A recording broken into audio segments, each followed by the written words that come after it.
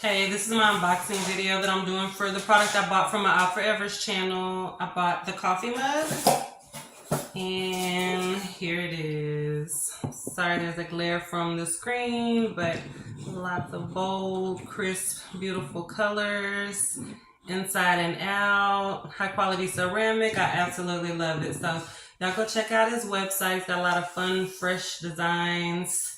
And cheers to you, Shaka, and all of your endeavors. Peace.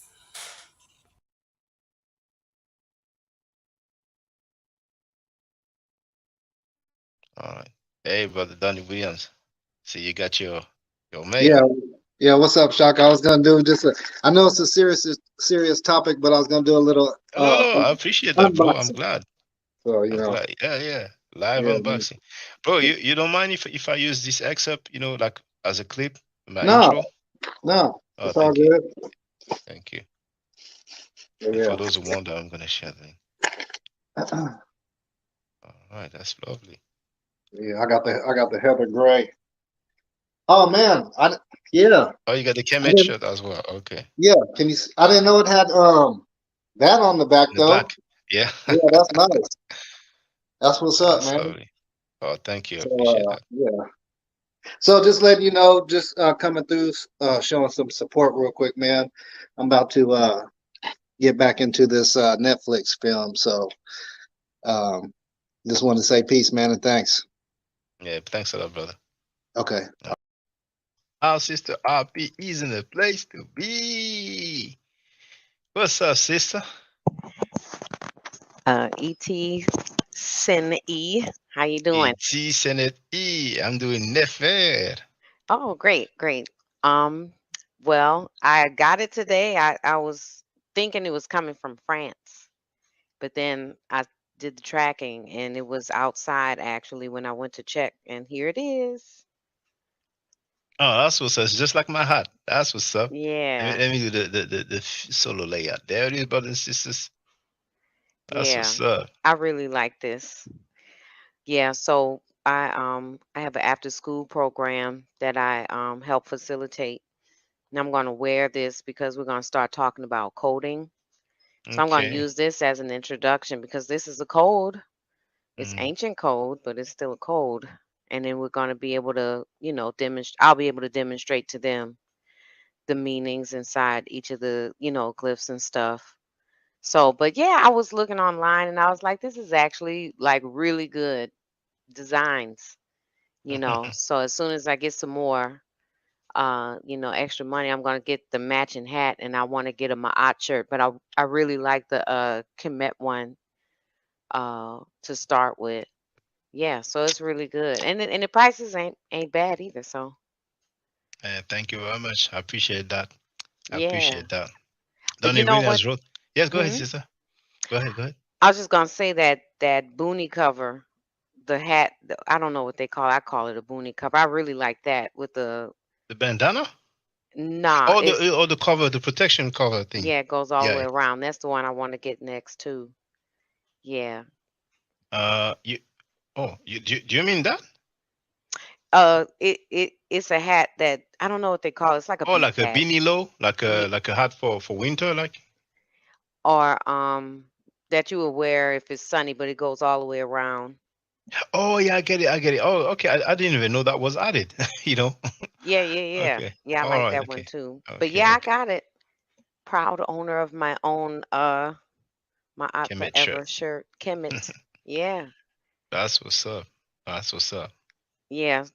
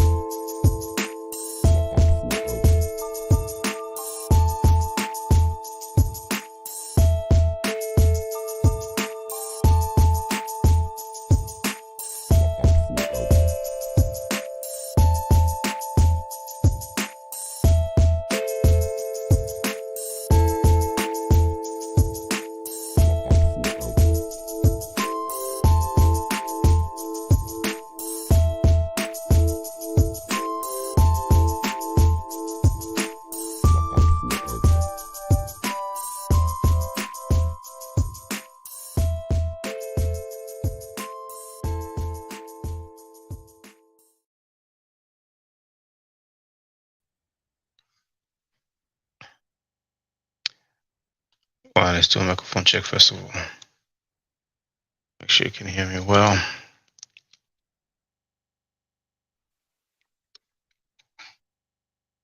I have an ad. Okay, how is it now? Yes, indeed, it was all the way up. Good. Hotep Senuela Senut E Tiren E. Shakanduku Kemet, I hope you're doing well. The title of this live stream is Slavery in Ancient Egypt? Question mark. Who's in the place to be? Texas Bama is in the place to be. Donnie Williams is in the place to be. And Texas Bama lets me know that she can hear me. Thank you. Initially, this live stream was scheduled for 5 p.m. EST, but I decided to go live earlier. So I'm quite happy because the brother to Real let me know about a papyrus that I was unaware of, and it happens to be the longest known papyrus from ancient Egypt. Now let's have a look together.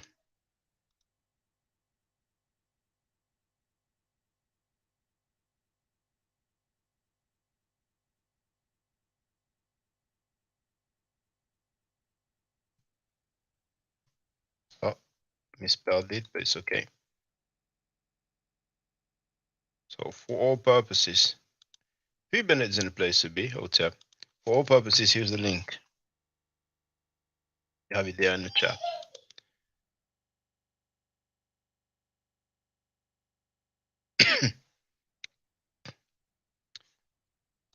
Papyrus Harris First is also known as the Great Harris Papyrus, and less accurately simply the Harris Papyrus, though there are a number of other papyri in the Harris collection. Its technical designation is Papyrus British Museum EA 9999. At 41 meters long, it is the longest known papyrus from Egypt, with some 1,500 lines of text. It was found in a tomb near Medinet Habu across the Nile River from Luxor, Egypt, and purchased by collector Anthony Charles Harris. In 1855, it entered the collection of the British Museum in 1872. Its editio princeps is the 1876 facsimile of an Egyptian hieratic papyrus of the reign of Ramesses III, published by the British Museum. So it is in this text that we have the quote. Yes, the quote that the brother to Real has brought to our attention. The hieratic text of the papyrus consists of a list of temple endowments and a brief summary of the entire reign of King Ramesses III of the 20th dynasty of Egypt. Ramesses III claims to have captured hundreds of thousands of foreign slaves. And here's the quote. I brought back in great numbers those that my sword has spared, with their hands tied behind their backs before my horses, and their wives and children in tens of thousands, and their livestock in hundreds of thousands.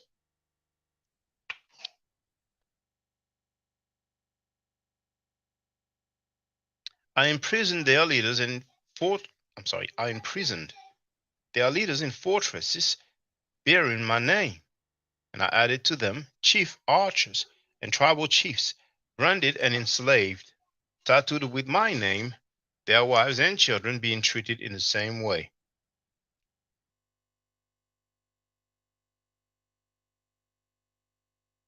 I'm sorry. There's a book that I've shown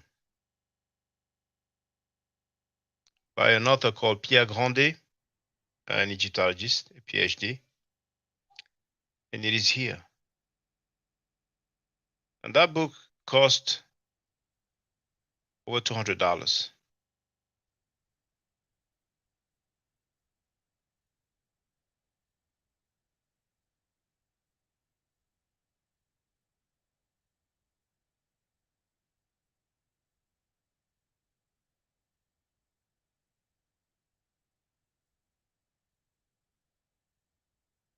Bennett wrote, I wonder what rendition of this GFX will bring. LOL. So here we have Abbey Books. And you can see it is at $253. The reason why it's so expensive is because it is no longer in print, so it is considered rare. Initially, it was about 30 euros. There was another website that sells it. Now, actually, it both comes from the same library. But here the price is 230.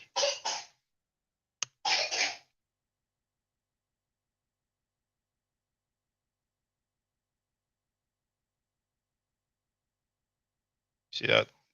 230 euros. And if you look at the name of the library, you will realize that it is the same. So whoever gets it on the other website, it will no longer be available. I tried to look for a cheaper version. I wanted to go to the French National Library this morning, but on Mondays it opens at 2 p.m. 2 p.m. was the time I started work. So I wanted to see how it looks inside if we have the hieroglyphic transcript. Otherwise, there's no point, you know. But anyway, I have shared, or actually shown, I don't remember if I shared the link. There is a German translation.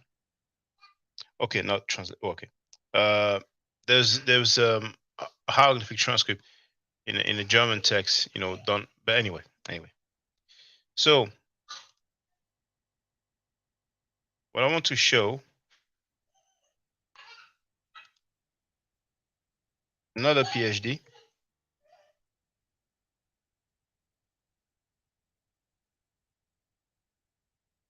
But there was slavery in ancient Egypt. He wrote a paper about it. I'm halfway through the text.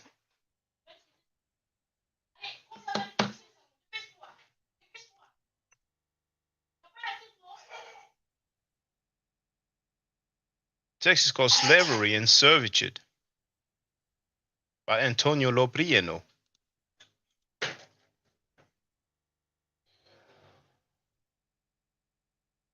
I'm going to share the link and we're going to have a look at this scholarly text.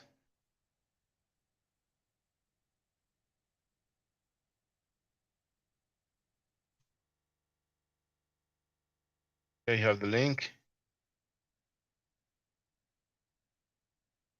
Bennett wrote, I'll chip in, Chaka. But I think after I finish, I will just end the stream and try to get some rest because I'm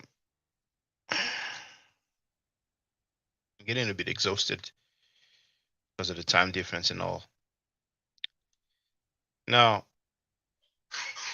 that's one of the main reasons I decided to go early, because if I would have waited for 5 p.m. EST, which is 11 p.m. 11 p.m. my time, I would have been dozing off, probably most likely, because I started getting, But anyway, you have an option to download the PDF. See here, download PDF. As a matter of fact, I'll try on another page. Good. So, PDF, download a link. Those who wonder who Loprieno is,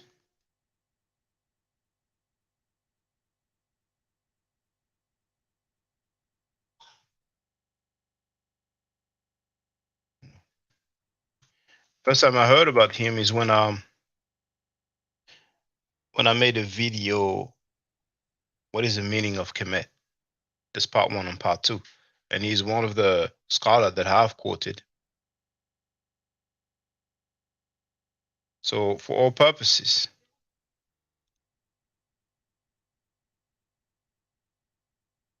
a picture of him right here, dated 2018.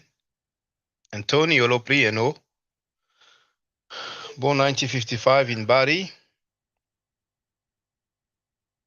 southern Italy, that is a Swiss-Italian Egyptologist and professor of history of institutions at the University of Basel.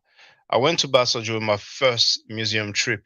Fortunately, the Department of Ancient Egypt was not available. It was like under some construction or something like that, refurbishment or something like that, you know. So I got to the museum, but you know, couldn't get to film or take pictures. From 2005 to 2015, he was the rector of the University of Basel. He was also president of the Rectors Conference of the Swiss universities from 2008 until 2015. Since 2018, he has been president of the European Federation of Academies in Sciences and Humanities.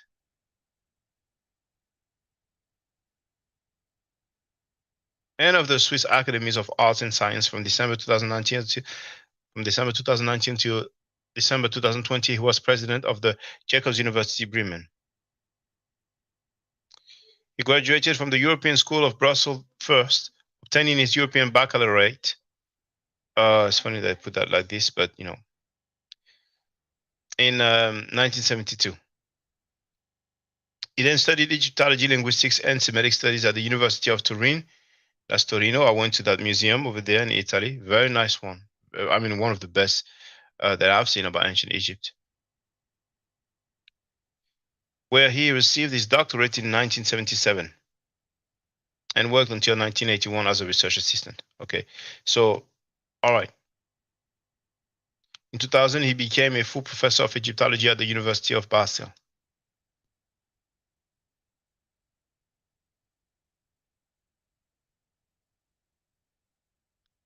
Now let's go back to the article that we're going to read.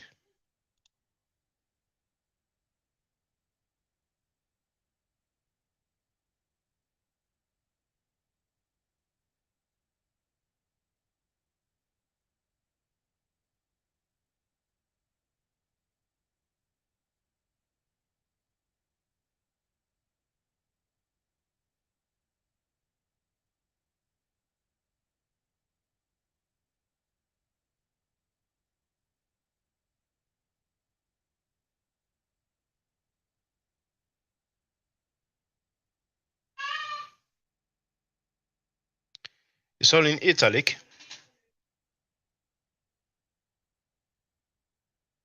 While various forms of coercion to labor and restriction of individual freedom did exist throughout Egyptian history. I'll be back. Ferme la porte, Mérode. Ferme la porte.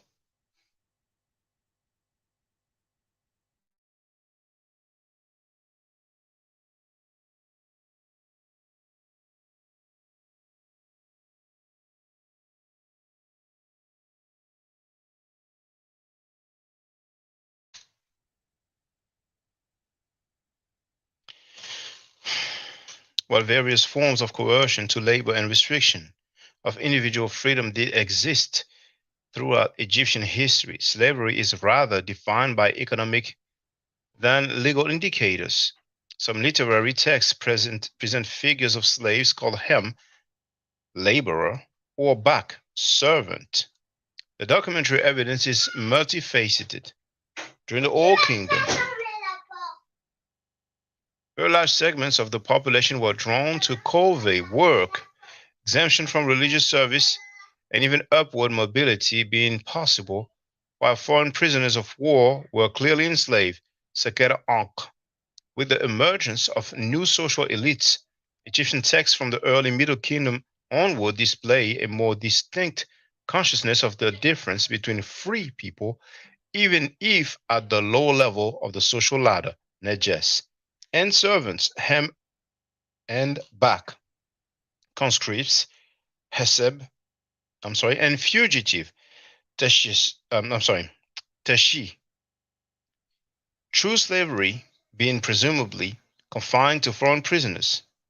New Kingdom, with its relentless military operations, is the epoch of large-scale foreign slavery, but also of local owned or rented servitude, both of which had become economically indispensable, adoption of a slave being a common practice leading to free status. Nemehi. During the first millennium BCE, references to slavery become more rare and are superseded by various forms of voluntary servitude caused by economic death or religious commitment. Slavery in the legal inherited sense of the term unfolds in Egypt during the Hellenistic period and is based on capture and war, on purchase in the slave market, and on the enslavement of debtors. So, 1 second.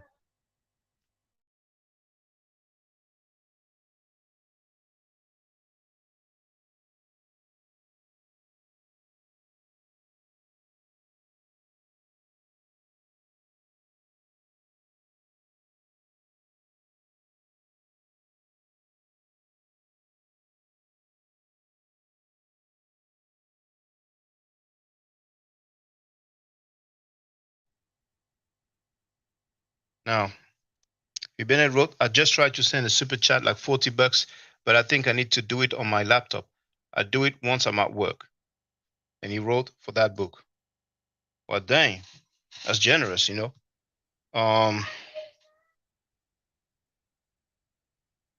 Some other people, you know, want to add a little something, then I might as well just go and order it, you know. But I just hope we'll have the hieroglyphic transcript. That's all. The text is hieratic. At least we'll have the translation.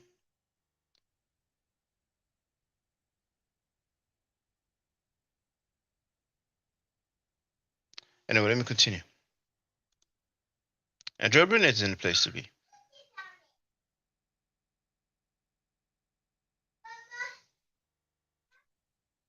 Oh, snap. No, I may read from the PDF because I don't want to play hide and seek with this thing here. So, I'm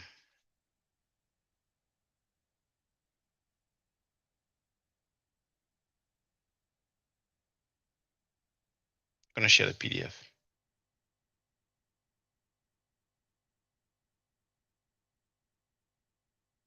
Danny Williams wrote, I can chip as well. Well, actually, now that you said, well, it's a good thing you didn't send a super chat because for those who don't know, super chat, super sticker, Google keeps 30%. You know, so the best way is really PayPal. That's what was best for me.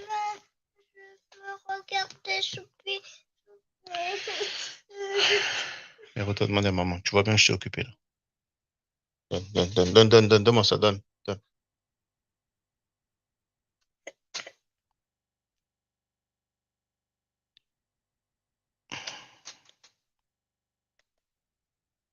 Je connais pas le code, tiens. Je connais pas le code, va demander à maman. Michel, le PDF.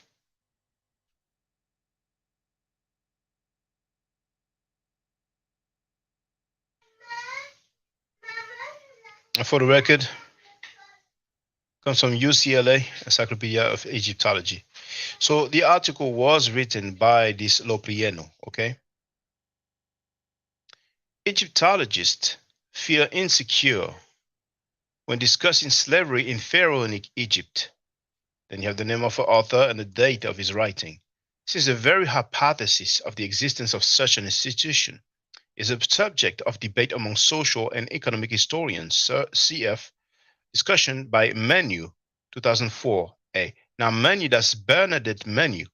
I've shown you her book about Ma'at. When I addressed some Pan-African who said that, you know, you can be transgender, Kemetic, and all kind of strange things. Now, when I'm saying that, it's just that everybody have their own culture, you know. And let's say that they were heterosexual. Now, there's other things as well, but I don't want to be too long. And I went to look up that book, and I found out that she actually passed away last month, late March. Well, hold on, late March? Was it late April? Well, not last month then. I think it was late March. So I was surprised. I had no idea. Oh, it is no, late May indeed. May 29, as a matter of fact, you know. So her full name is Bernadette Menu. Gonna put it in the chat just people don't know, but she wrote a book about Ma'at. I don't think it was translated in English.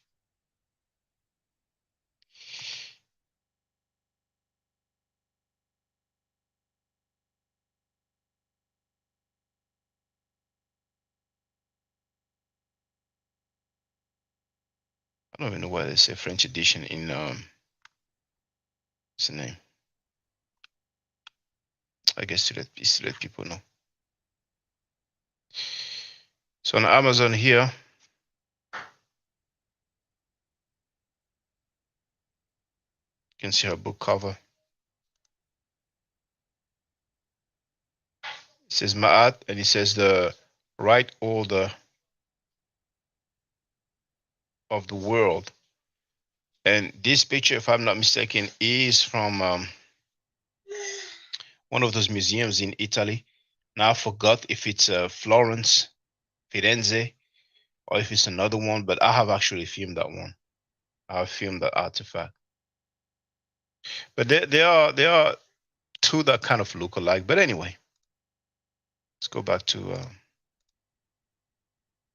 So it appears that she's not of the opinion that there was slavery per se. First, right from the start, it says that since the very hypothesis of the existence of such an institution and slavery that is a subject of debate among social and economic historians. So let's continue. You also have Hoffman, 2005, for reference. From biblical times, Western culture has maintained a view of Egypt as house of slavery. Now, Exodus 20, verse 2, it doesn't actually say house of slavery, it says land of slavery, but it's okay. I.e., as a civilization whose wealth was founded on forced labor. On the other hand, the virtual absence of legally codified slavery in a society so keen on written documentation cannot be accidental. Evidence shows that the semantics of the Egyptian terms for slavery or servitude rather reflect socio-economic dependency than legal status. Although a few documents, such as the so-called adoption papyrus, see below, do display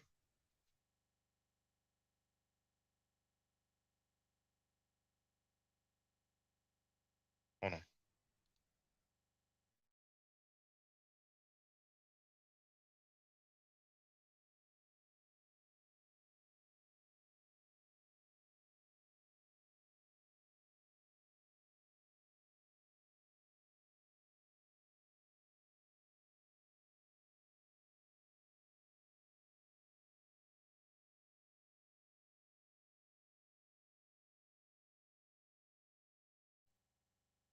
Bennett wrote, that's true. It cannot be accidental.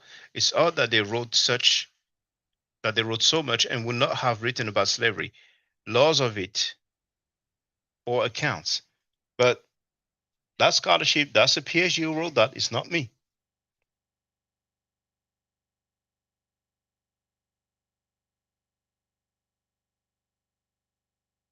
So you have a few documents, such as the so-called adoption papyrus, see below, that do display legal concerns.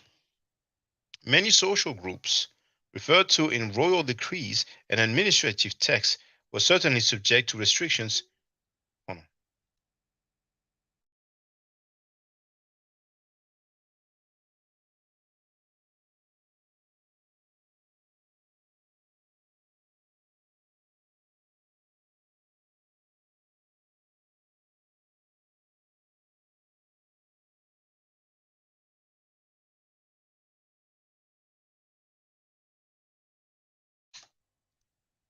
I see two real reason a place to be. I'm glad you shared this papyrus with us, brother, because like I was saying at the beginning, it happens to be the longest papyrus from ancient Egypt. And here we have a scholar called Loprieno, who is addressing slavery and servitude in ancient Egypt. I'm right at the start, so you haven't missed much.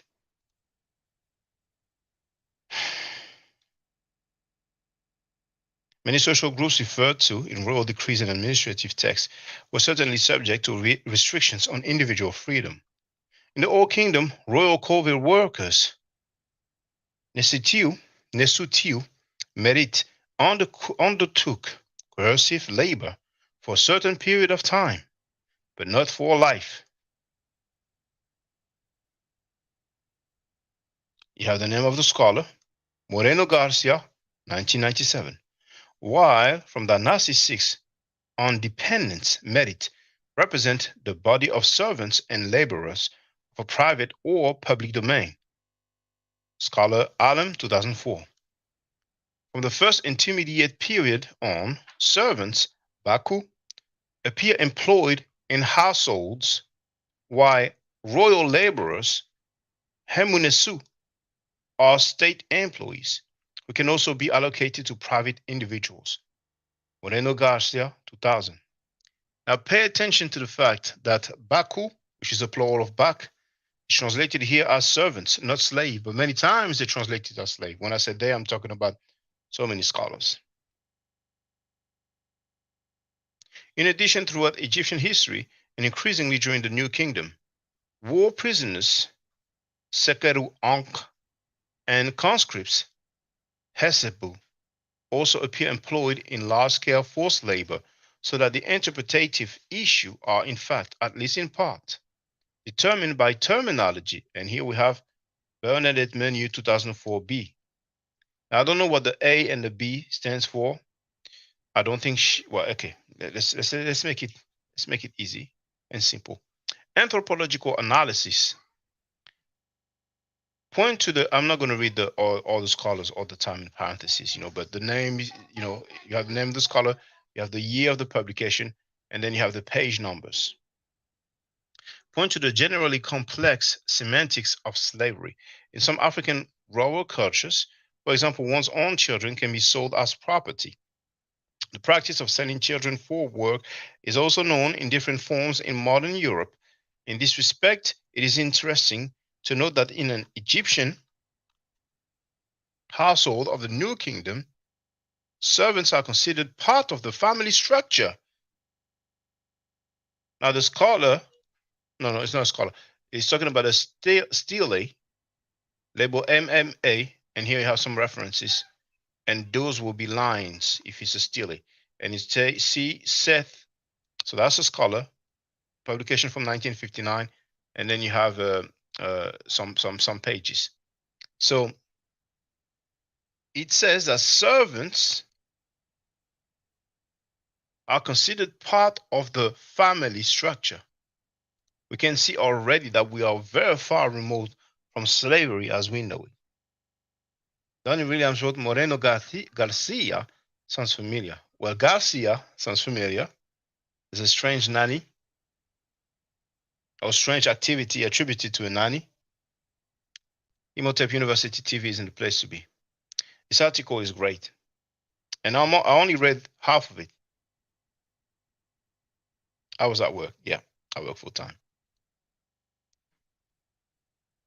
I was someone beloved by his community. How F, forthcoming to his family, Sedemi N Abet F. Now you heard ET using the term Abet. That's family. I did not neglect those who are in servitude. En Hebes E Her Neti M Baku. Although personally, I would have written that with two N's, but I'm going to try to test the knowledge of Loprieno. Although historical, administrative, or legal texts are usually the most important source for our understanding of slavery, it should be kept in mind that Egyptian biographies and royal inscriptions are heavily influenced by the literary style, which limits their reliability as historical sources. Literary text. It may be appropriate, therefore, to first take a closer look at the presentation of slaves or servants in literary texts. In Egypt, professional activities tended to overlap with social groups, since individuals were very often identified by the work they performed.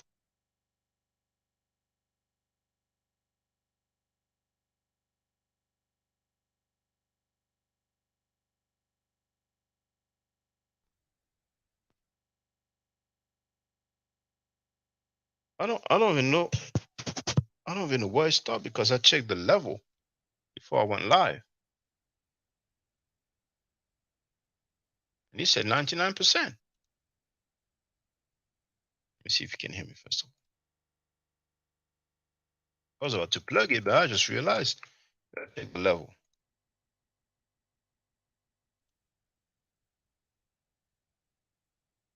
At 97%. I don't know what happened here. So let me check. Let me make sure you can hear me. You can hear me.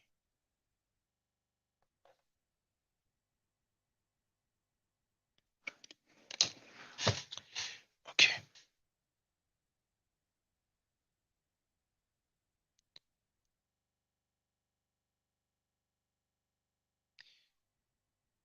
Since individuals, sorry, were very often identified by the work they performed. Helk, 1959.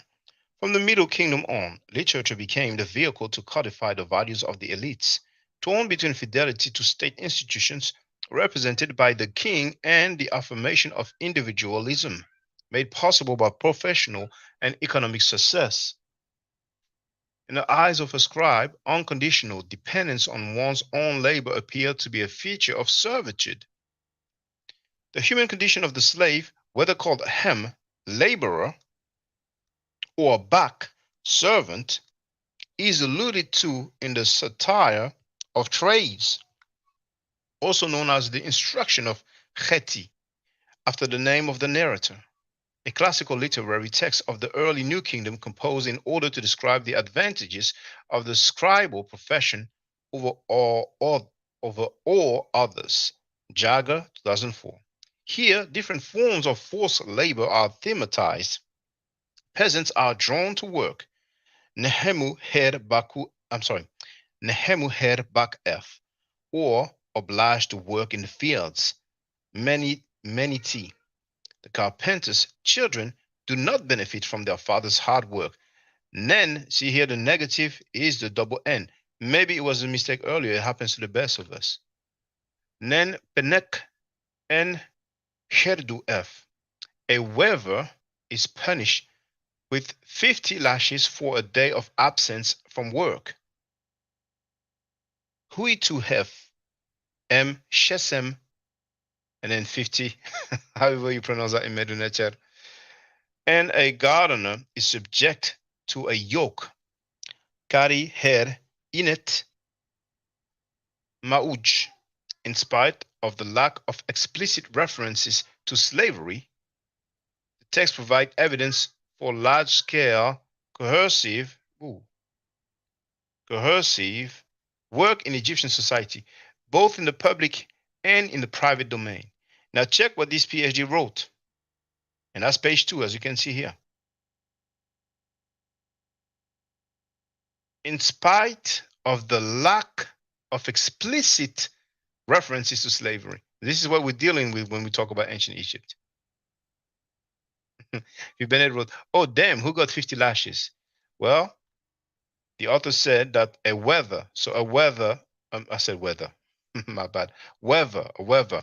So that would be somebody that will create clothing with threads, with some fabric or textile, you see.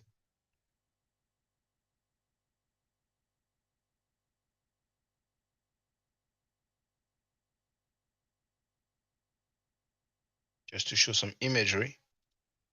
There it is. All right.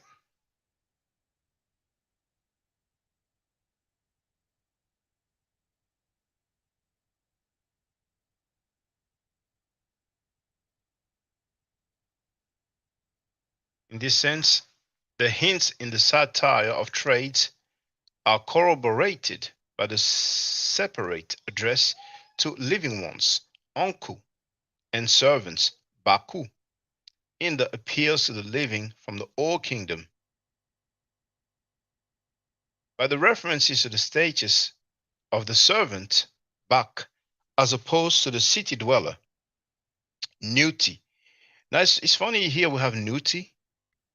Some people at Donny Williams probably familiar with the Newt glyph, That's in reference 049. So I pronounce it Newt. I believe Gardiner at least, and others also will have it as N-I-W-T.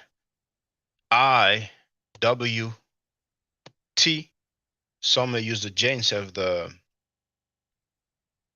I, but who knows? Maybe you have when you have the form with the E or with the I or the J at the end, maybe he will become Nuti rather than Uti, not a big deal. In the biographical text of the first intermediate period, Moreno Garcia 2000, as well as to the independent person of the land of Pharaoh, in legal documents of the Ramesside period, adoption papyrus, Gardiner 1940, or by the accounts in the administrative papyrus Brooklyn from the late Middle Kingdom, which lists Egyptian and foreign servants called royal laborers, Hemet Hemnesu, already documented in the Ghibelline papyri. So we have a term called royal laborers. And I don't know if you've noticed or not, but so far we're struggling. We're struggling to find slavery.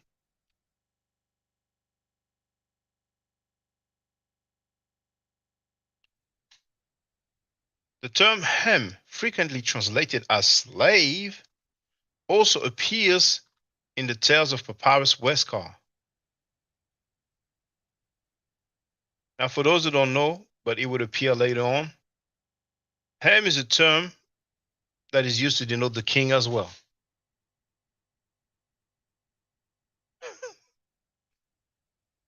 And you have variations for the word that we translate as, or that we call priest in English.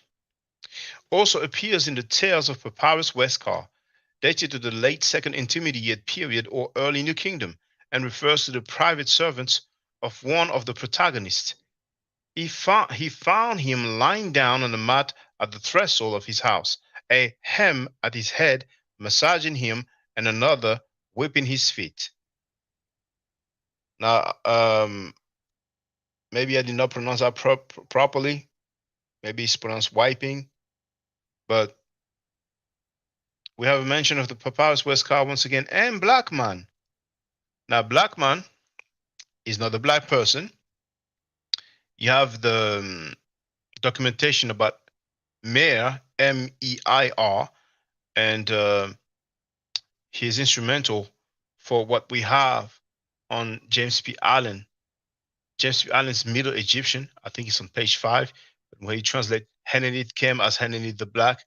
It comes from some excavation, if I'm not mistaken, by black man. But anyway, slaves are also part of the range of human types presented in the wisdom text. Their condition is mentioned in the Admonitions of Ippur, a New Kingdom text in which the cultural decadence of society from a centralized state to political and social chaos is crystallized in a series of oppositions between golden past and tragic present.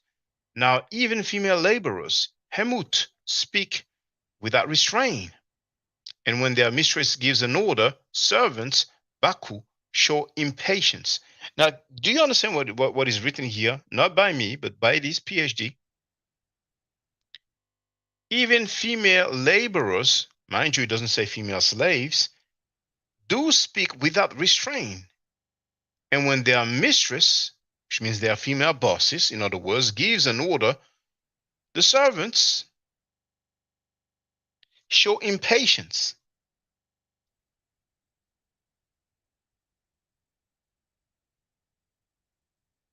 Benedict Moores would definitely say black man was black. Moores would say everything and anything under the sun. This rhetoric, chiasm, not sure if I pronounced it correctly, speaks here for a semantic overlapping of the terms hem and back, which is typical for the New Kingdom on. Slavery, in the broader sense, appears to be an integral part of Egyptian ideology. The second section of the Loyalist instruction displays a consciousness of the elite's responsibility vis-a-vis the lower echelons of society. including vis-a-vis means like, regarding, or in regards to. Servants, which echoes a Middle Kingdom letter to the dead in which a deceased is asked to let a female servant, Bucket, recover from illness. Cairo, Bow, Gardiner, Set, and so on. Beginning with the first intermediate period biographical text, focus on the patron's care for his household and laborers. I was the shepherd of my Merit, a man of good reputation in his town. A healthy workforce and good work were guaranteed only when servants and laborers were well kept. Well kept. As mentioned in the instructions of Ani of the late Dynasty 18, do not acquire another person's laborer, Hem, if he has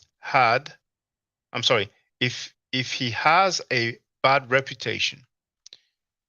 Documentary evidence. When turning to administrative records, 3 observations are in order. First, quantity and quality of the documentation vary considerably in space and time.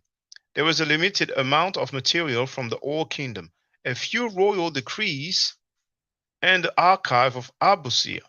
The evidence from the Middle Kingdom is richer.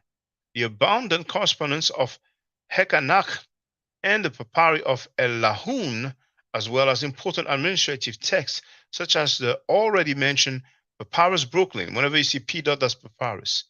Even more material has survived from the New Kingdom, above all from Der El Medina, the village housing the workers of the Theban necropolis.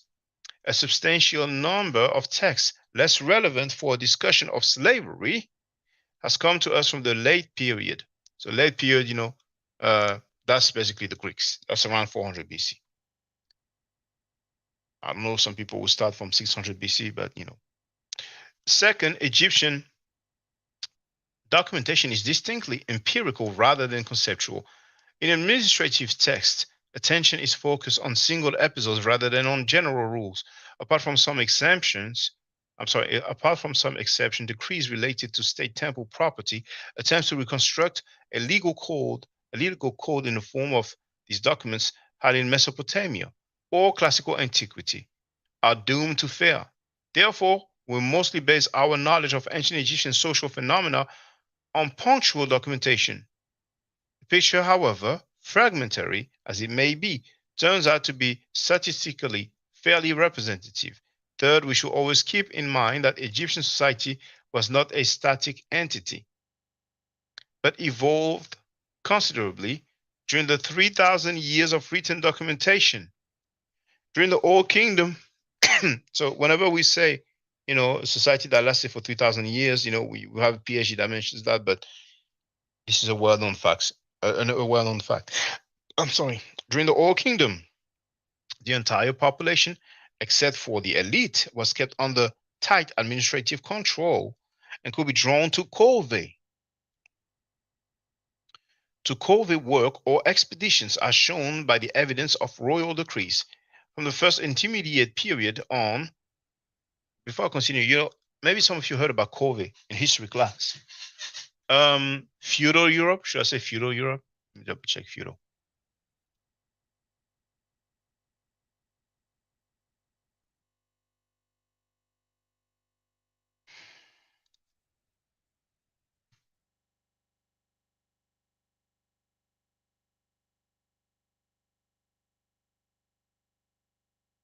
Feudalism, according to Webster, the system of political organization prevailing in Europe from the 9th to about the 15th century, having as its basis the relation of lord to vassal.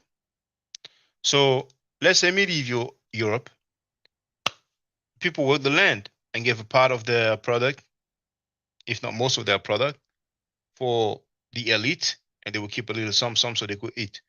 I haven't heard people say, well, all these people, they used to be slaves. So if people want to make that argument, it's all good. Now, hold on. Sugar Hayes wrote, the question regarding Egypt practicing slavery has been asked many times, so I'm glad that you are giving a breakdown of the subject. Well, it's thanks to the brother too, real, man. And David is in the place to be. And of course, Sugar Hayes is in the place to be. This article is great. It's going to be a bit long, you know. If you expect it to be over soon, you will be disappointed. It's going to be a bit long, and I'm going to make some commentary as I go along. See, first I thought about showing the actual Medum Nature words that they mention whenever it's in italic, and here apparently also it is in bold as well. But hey, there's only so much you can do. You know what I'm saying? So later on, when there will be more people, I'll be able to go to, you know, all these books and dictionaries that I have. But anyway. And Texas Bama feels the same way as Sugar has. I have shared the link to this article so you can use it for reference. I mean, we know we're gonna have something good to reference. Just like when it comes to Black Egypt debunk, thanks to the brother V Bennett, we now have White Egypt debunk. Let's continue. Sounds like fun. Hey, Young Hair was in place to be as well. Sounds like sharecropping. Now, where was I? From the first intermediate period on, society was also characterized by a variably thin layer of free people who view themselves in opposition to a lower class operating under various forms of institutional, economic, or professional coercion. In fact, it makes sense to speak of institutional or economic quote-unquote slavery. They put it in, you know, in a quotation mark, only against the background of a recognizable domain of freedom. I mean, you know, this wording here is quite special. It's quite special, you know. And what we can witness is that it's a struggle to document slavery in ancient Egypt. Because here we are told of institutional or economic slavery only against the background of a recognizable domain of freedom. I mean, slavery and freedom are kind of opposite, in my understanding. Now, the fact doctor isn't the place to be. Love Me Fro isn't the place to be. To real road, y'all funny, bro. Sharecropping. Okay, now.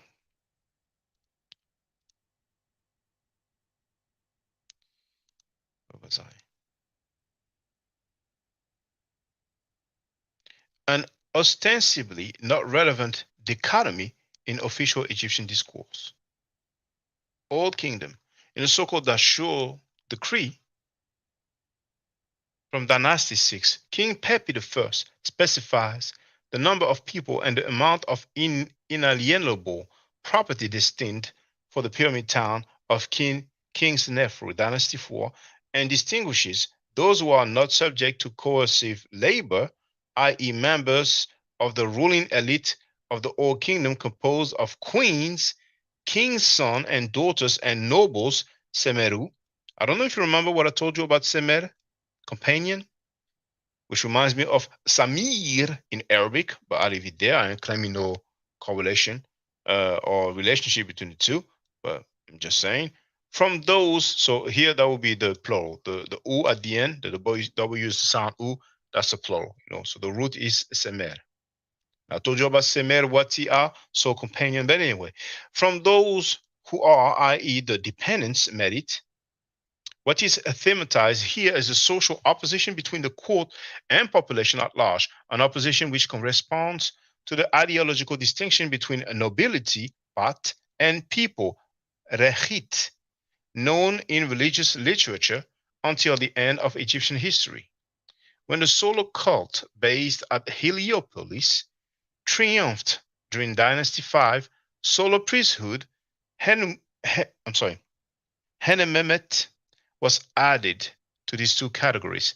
This ideal distribution of Egyptian society into three groups continued unchanged until the 2nd century CE, as shown by the late Egyptian papyrus BM 10808. 808?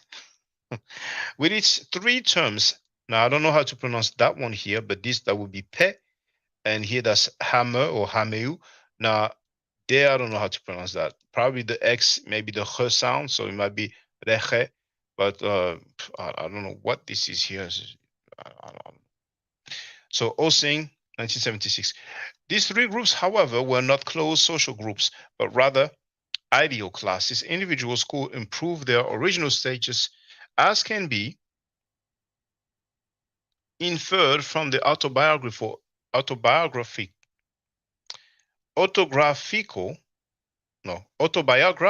struggle for that. I admit that. You can clown me. I deserve that. Inscription of Henku at Der Gebrawi, Dynasty 6. As for those who had been dependent, Meriu, in my service, their role became that of an official, Seri. So here we have a text, it's a quotation that says that those who were dependent their role became that of an official, because it appears that dependent was kind of used when it comes to coercion. Now, coercion, for those who don't know, it's like, when you're being forced, you're being coerced, you know what I'm saying? So it's like kind of against your will, you know what I'm saying? Kind of, you're going to get down or lay down, as Beans would say. State Property, the movie, for those who know it. Here, dependents refer to recruited field workers.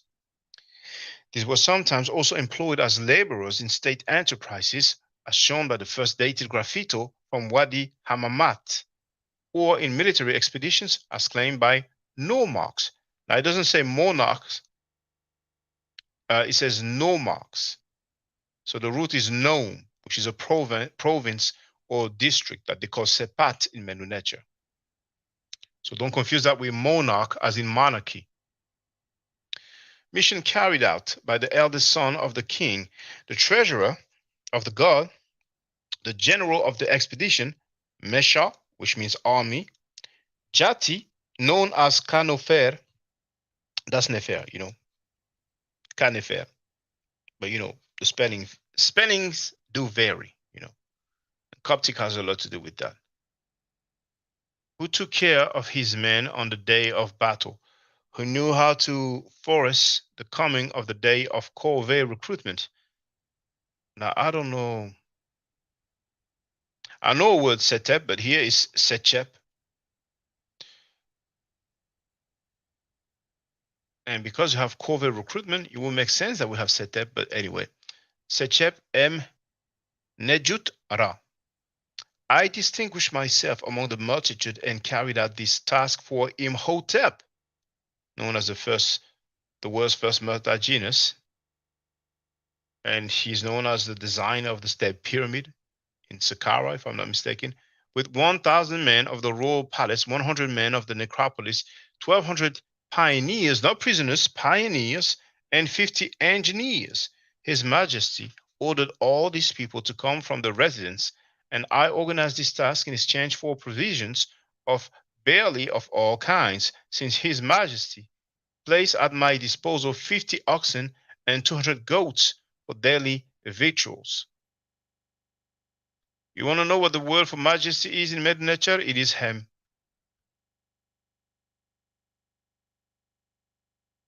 When His Majesty took action against the Asiatic sand dwellers, His Majesty made an army of many tens of thousands from all Upper Egypt, from Yebu in the south to Medinet in the north, from Lower Egypt, from all of the two sides of the house, and from Sejer and Chen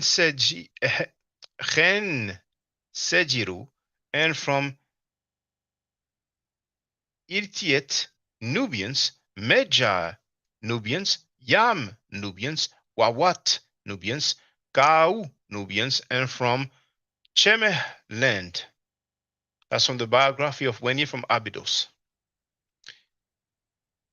Exemption decrees such as the one from Dashur mentioned above also show that a portion of the population was exempt from compulsory military service. So you see, compulsory military service, you remember, what is it? What do you call it? Elvis, was it the king of what? Is it the king of pop or something like that? And he had to go to the army, didn't he? You see? So in France, it was mandatory as well. See? But now it's no longer the case. Nobody's going to argue that it was slavery in any shape, form or manner. Let me read the chat quickly. To be real, there was no need for slavery in Egypt because they all got into crypto early. There at Medina law. That's all I'm gonna say, Shaka. I don't get it here. Imhotep University says facts. I don't know if I said that he was in the place to be, but I think I did because he was there early on.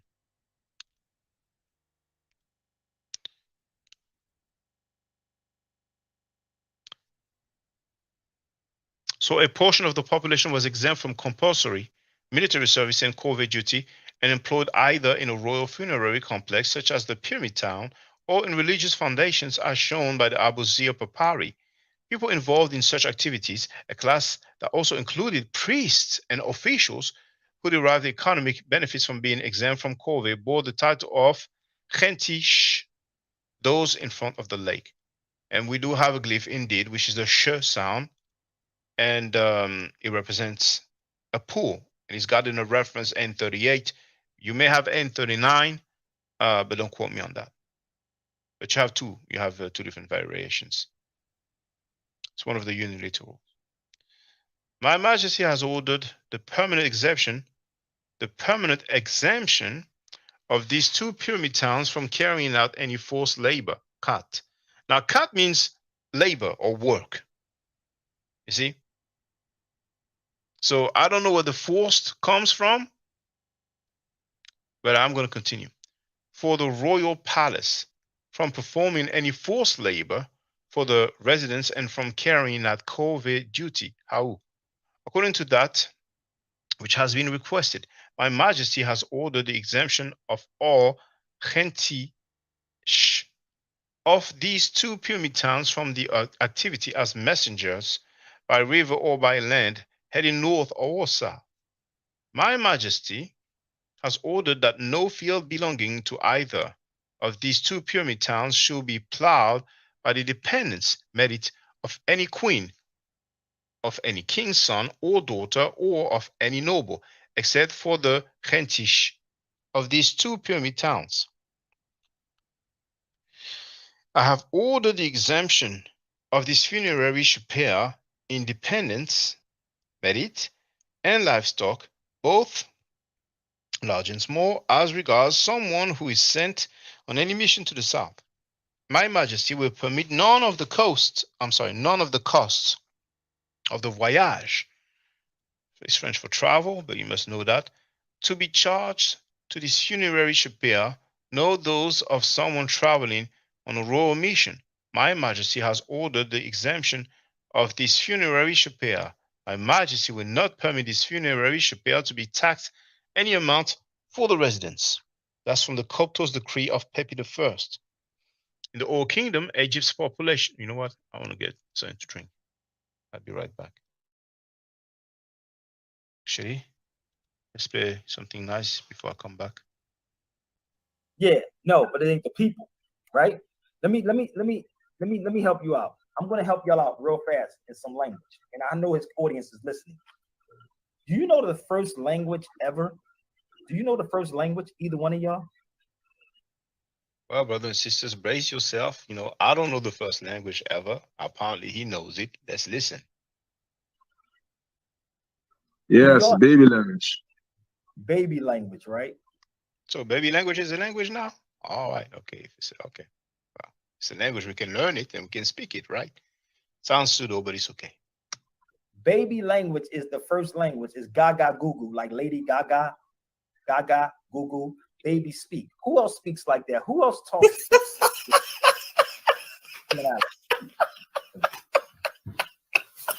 Well, whoever this is, who you are, let me see your face first. Or you're not coming on, you can just sit back. So Gaga Goo is numbers, basically. Like most animals, numbers, hand signals, and stuff like that. Is it serious right now? Gaga Goo is numbers? You know, there's one thing I forgot, but you know, he did say that more means navigator, you know what I'm saying? You know, so if it's a nationality, you know, navigators is not supposed to be in a nationality, you know. Anybody can be a navigator. You know, it just takes a little training. You know, you don't need to earn a PhD to become a navigator, but it's okay. You know what I'm saying? Let's listen to the first language, Gaga Gugu. Gaga Google, it's numbers. Babies talk to one another. They talk. They're numbers. The other They sure language, do. right? They know what they communicate with each other. They be talking with each other. You notice that? They be sitting there talking to each Yeah. other. You know what I mean? Like, we don't know what the hell they saying. The other language, if y'all not familiar with this, and if you It's a language. How come we don't know what the hell they're saying? So it's an undeciphered language, then I guess. can probably find it, you should look that up too. Now, don't try to steal what I'm saying because it's going to be very hard. Give me 1 second.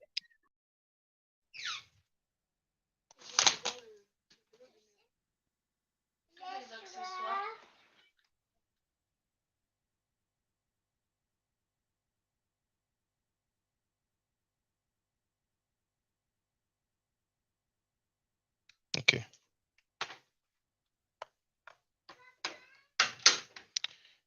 Okay, I'm coming.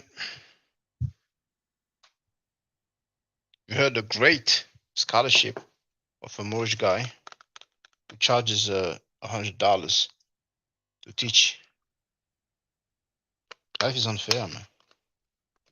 I mean, at this rate, I should be a millionaire by now. Gaga Gugu.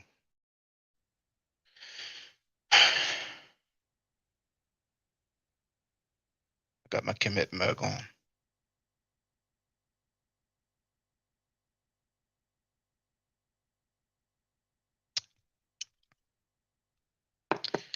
Damn.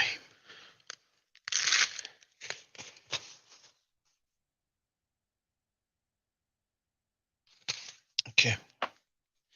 Let's see if there's any reaction to this great Gaga Gugu scholarship. But before I played it, I seen that Sugar Hayes left a message. She wrote, do you think that Egypt's invaders could have introduced some form of slavery to the country because the Greeks, they practiced slavery? Well, that's later. The Greeks is a late period.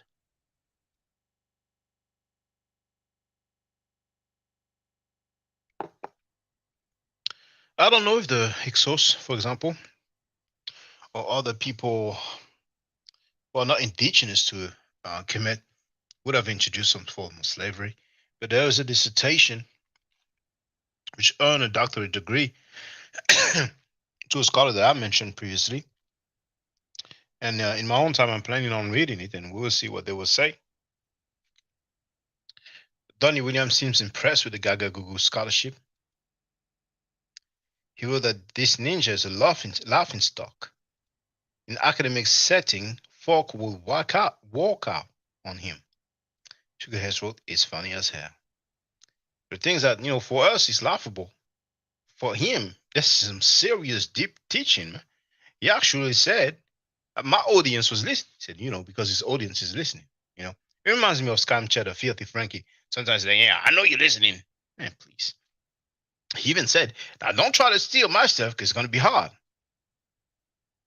He put out a disclaimer now. Don't try to steal my stuff. Gaga Gugu, that's my stuff.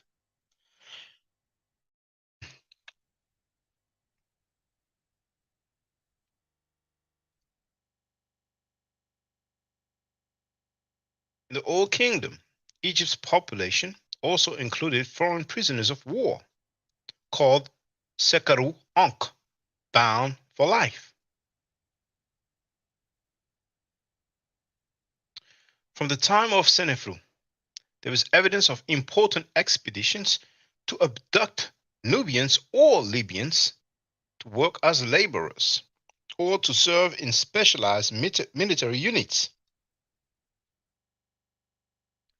The ideological aspect of this phenomenon is represented by the so-called execration text, spells inscribed on terracotta figurines of the foreign princes to be suppressed, as well as by the ritual of smiting the enemy. And the relief of prisoners smiting the enemy is this.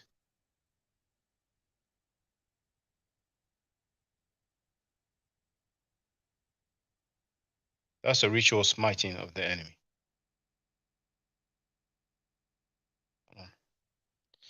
I have fortunately we don't see it too well, but because of the background. Now look at this.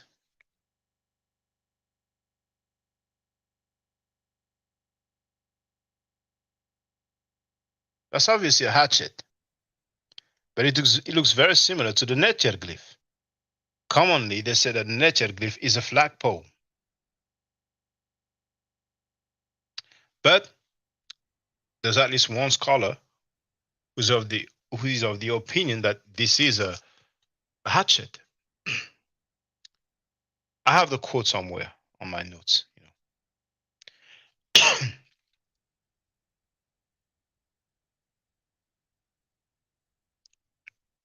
And the release of prisoners of war with their arms tied behind their backs, documented throughout Egyptian history on the walls of temples. Prisoners captured during wartime and raids on occupied territories, initially in Nubia, then in Libya and Asia as well, formed a large segment of the population in a state of servitude. Biographical texts from the end of the Old Kingdom document a meritocratic evolution leading to the emergence of a new provincial upper class who would eventually become the leading elite during the first intermediate period and the early Middle Kingdom. The new social fabric, however, also fostered new forms of servitude. Widespread impoverishment and subsequent slavery in the private sector were caused by an insecure economy and temporary food shortage. The poorer would borrow grain from the richer and lend on security, women, or other members of the family for the period in which interests were due. During Dynasty 6, the architect Nehebu says, I also kept for him, i.e. the king, the accounts of his personal possessions for a period of 20 years. I never struck anyone to let him fall beneath my hand. I never forced anyone to servitude. And here we have back for servitude. So you see, I never struck anyone. I never forced anyone to servitude. See, this is what they say. There's a book by Ankh Mira called Let the Ancestors Speak. So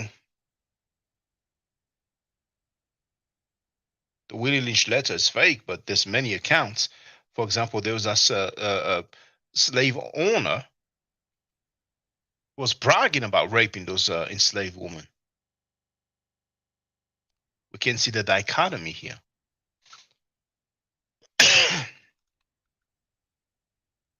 Here we have back. As a matter of fact, we do have the loaf of bread here, so I would say baguette, but hey, I'm going to try to test. Well, it's after Davies, so that's not no Prieno, you see. And that's 1902, so that's back in the days. The term servant, back, therefore denotes a wide range of conditions. From the rhetorical used by high officials to indicate their loyalty to the king more than any other among his servants. I don't know if you realize it, but high officials in Kemet will use that term for themselves. Do we have any other society worldwide where the elites, the high officials, will use a term that is reserved for slaves?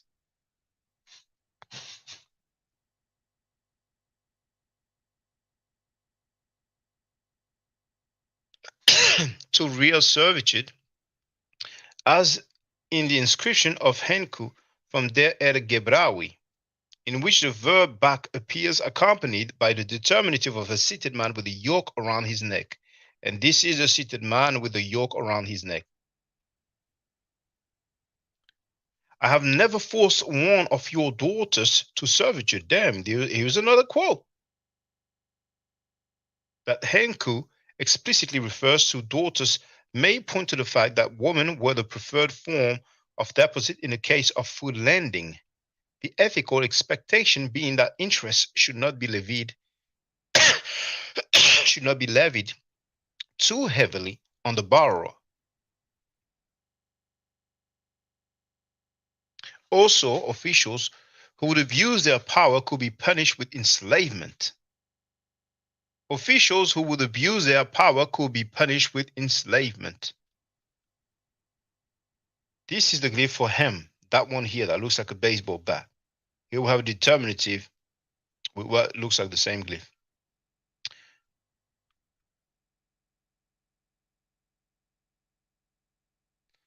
An even more decisive sign of social change is the contemporary emergence of the term that Egyptologists most frequently translate with slave, i.e. hem. And here we have laborer. Now, once again, even though it is frequently translated by Egyptologists as slave, the term priest is hemnetjer, literally servant of God. Term majesty is hem. The majesty could refer to himself as my majesty or hem-e. If somebody will refer to the king, he could use your majesty. In other words, hem-ek. So in which society will we have a word that is used to denote the priest, that is used to denote the king, and it's the same term, same word to refer to a slave? It's quite unlikely.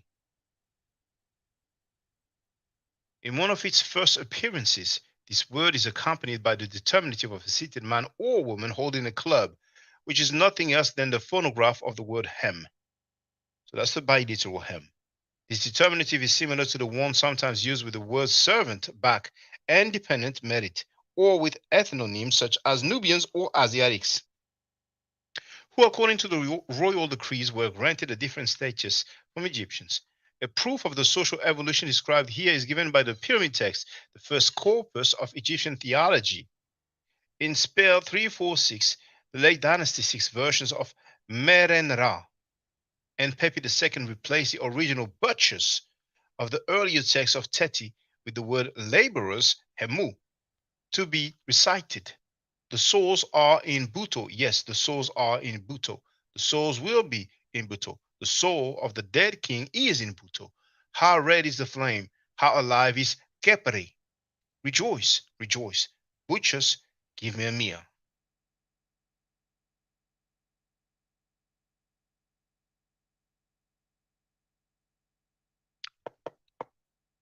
For the record, I don't know if you remember somebody who claimed that the word pla in English derives from heper.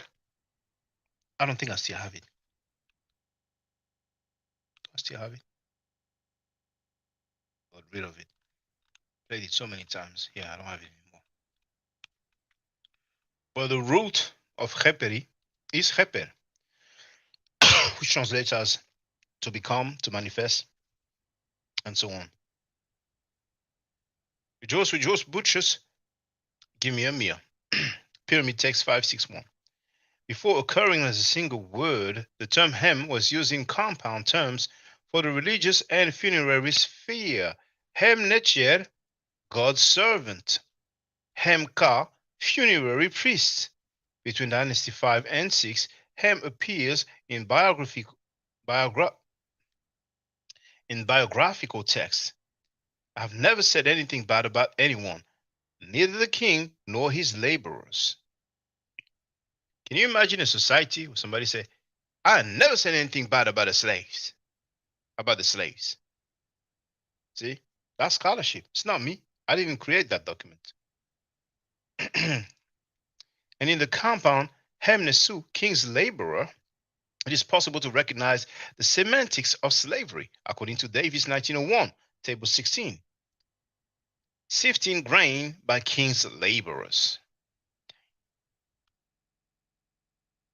In terms of social and intellectual history, the so-called First Intermediate Period displays a development of the individual initiative after having served in covert work as a lower priest, Wab.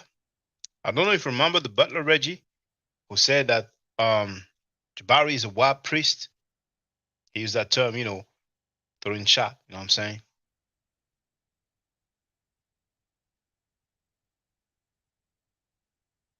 Merer becomes a free commoner, Nejes. I did not let their water flood the fields of other people. I behaved like any efficient commoner, ensuring that my family had all the water they needed. Biography of Merer. Other examples in, commoners, Nejesu, are a characteristic feature of Middle Kingdom society. Regardless of social differences, every Egyptian, even a servant, is now called a man, Remech, i.e., an individual with dignity. I will use the word person because Remech is usually translated as people. That's a term that they use for themselves. And once again, you see that depiction from the tomb of Ramesses III, if I'm not mistaken, but you can check on the Theban Mapping Project. You have it on Manu MP's website. You have it as a cover of Chekontak Diop magnum opus called La Son Agriculture, the English translation, with some part of the magnum opus of Diop is African origin of civilization, myth or reality. So you do have the ancient Egyptians and the Nubians portrayed in the same manner, same skin tone, and along the ancient Egyptians, you have Ramech. Along the Nubians, you have Nehesi. Anyway, an individual with dignity, even when he serves another person, as in the biography of Intef Iker. The men at my father Mentuhotep's service were born at home, the property of my father and mother. My men also came from my father's and mother's property, and apart from those who belong to me, there are others I bought with my own means. Servants are defined as men, but treated like property. The radicalization of coerced labor at the end of the Old Kingdom now seems to have reached its apex. In changing patterns of economic redistribution, poorer families will borrow grains from richer field owners and, short of paying back the borrowed amount, increasingly commit family members, especially women, to forced service in the owner's household.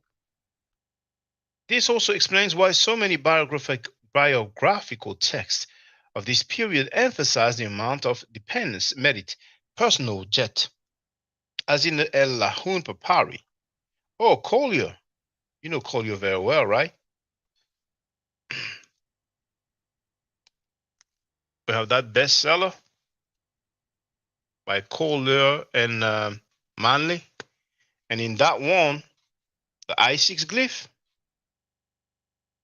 Gardiner reference I6, well, they describe it as a piece of charcoal. Most Egyptologists describe it as some crocodile skin or crocodile scale.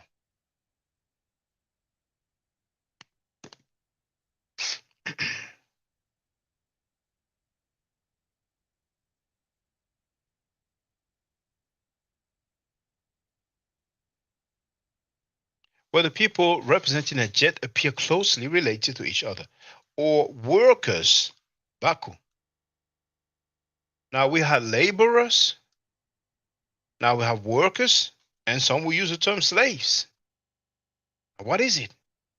Accumulated during lifetime, one person added 3 male workers, Baku, and 7 female workers, Bakut, to those inherited from his father. Biography of Beb. Another individual even added up heads, Tepu, to his inheritance. Biography of Rehui. In administrative texts from the Middle Kingdom, coerced work forces consisted of conscripts, Hesbu, fugitives, Teshiu, and royal laborers, Hemunesu. The first two terms refer to soldiers and field workers conscripted to serve in the army or to labor in state building projects or agriculture.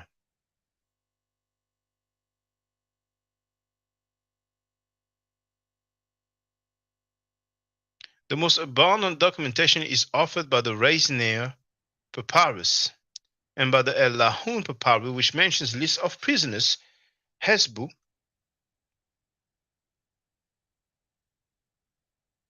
being employed in state enterprises. The administrative text of Papyrus Brooklyn 351146 displays them as subject to temporary coerced work on arable state land. So here we have mention of temporary coerced work. The punishment for flight, war, or absence, tesh, was coerced labor for life. Order issued by the Great Prison in year 31, third month of the summer season, day 5, that he be condemned with all his family to labor for life on state land, according to the decision of the court.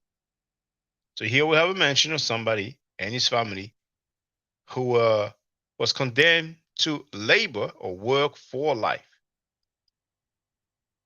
Because the guy was most likely fleeing from the work. I don't think that just for absence they would do that, but that's one of the two. So most likely flight. Interestingly enough, it is not laborers or slaves that are treated as offenders of the state service, but their masters, i.e. members of the middle class.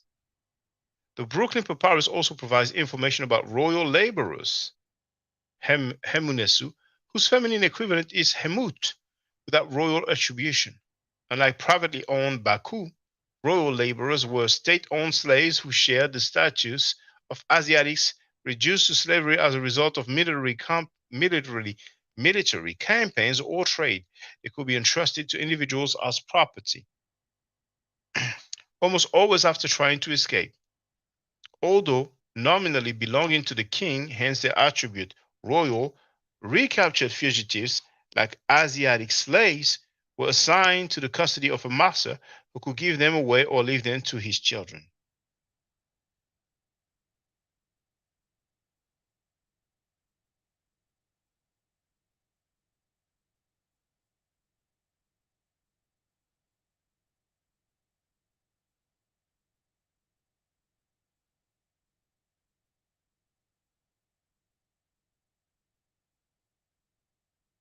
Just got some good news.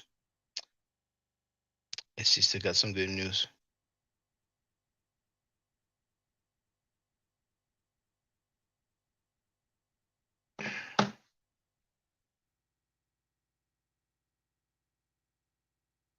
Let my 15 people, Tepu, heads, and property of prisoners, Henemui, associated to me, be given to my wife, Senebtisi, in addition to the 60 that I gave her the first time. Now I make this gift to my wife to be deposited in the hall of the speaker of the city of the south as a contract that bears my seal and the seal of my wife, Senebtisi. I am making this will for my wife, the woman on the eastern regions, Sheftu, daughter of Sopdu. That's Sapate. Some people call it Sapate. Well, okay. Let's take caution. It may not be. Called Teti, of everything given to me by my brother, the seal bearer of the director of works, Ankh Ren E. Ankh is my name. Beautiful word. Beautiful name. I say Ankh is my name. Life is my name. Or my name is living. Who knows? With all the goods as they should be, of all that he gave me. She herself shall give it to any of her children that she shall bear me. I am giving her the 4 Asiatics whom my brother, the seal bearer, the director of works, Ankareni, gave to me. She herself shall give them to any of her children that she wishes. Servants, Baku, guilty of this service, were sent away from home. Proof thereof can be found in the correspondence of Hekanachet, a landowner from the early Middle Kingdom, who, while traveling for work, continued to look after the management of his land by sending written instructions to his family. Now, I have the servant, Bakt, so that would be a female, Senen, turned out of my house. Pay attention. On the very day when Sihathor reaches you, See, if she spends a single night more in my house, watch out. It is you who let her do evil to my concubine.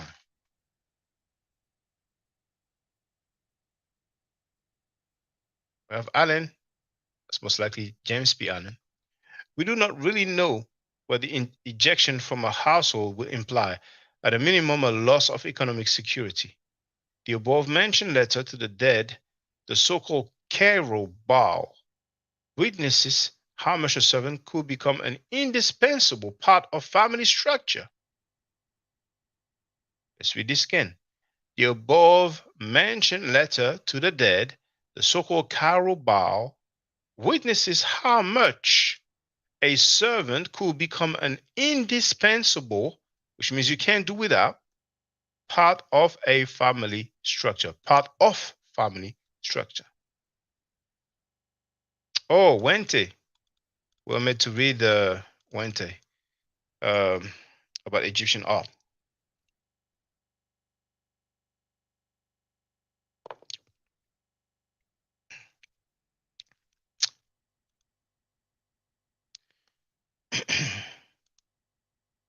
So, what was this Asiatic crime?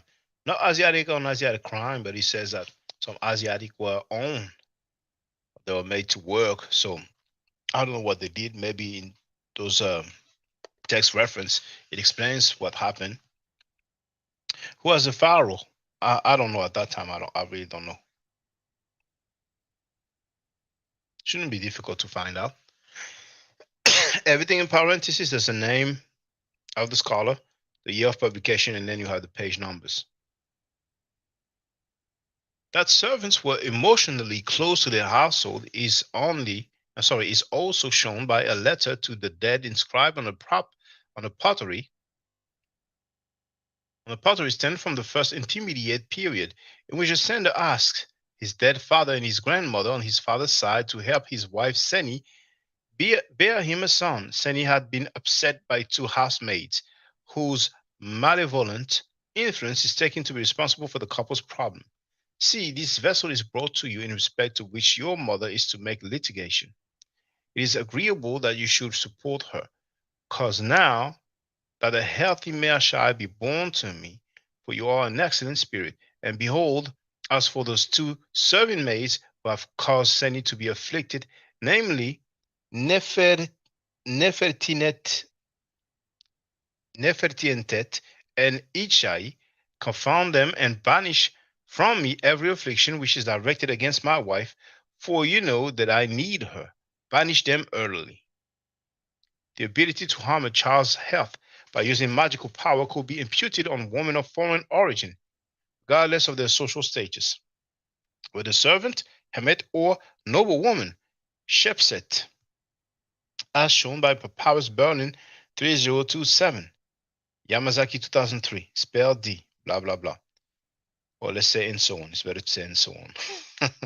Although slavery was inherited, as we infer from the fact that Dedi Sobek, Jedi Sobek, I presume, son of the slave woman Ebed, was himself a laborer. This did not prevent a slave from attaining a higher education level. Let's read this again. Page 7. This did not prevent a slave, they call it slave, it's probably servant, either hem or back, from attaining a higher education level. We are so far away from what people will try to make us believe. His communication is to inform my lord, who is occupying himself with your royal servant, Wajahu. It looks like it's Ujahu.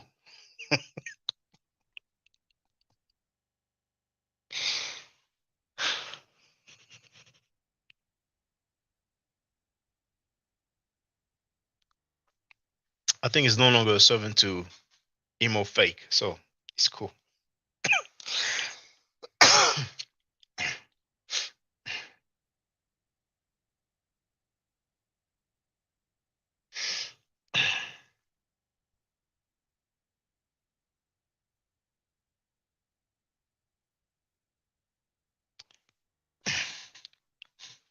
teaching him to write without allowing him to flee. Teaching him to write. I've called you again. We found royal laborers employed as field workers, house servants, and cobblers. Female. I don't even know what cobbler is.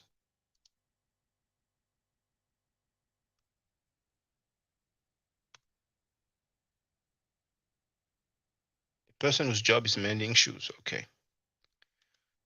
Female laborers are hairdressers, gardeners, and weavers. This also applies to their Asiatic counterparts, who are distinguished by the fact that their names, even if Egyptian, which was regularly the case in the second generation, bore an ethnic qualification. The Asiatic Aduna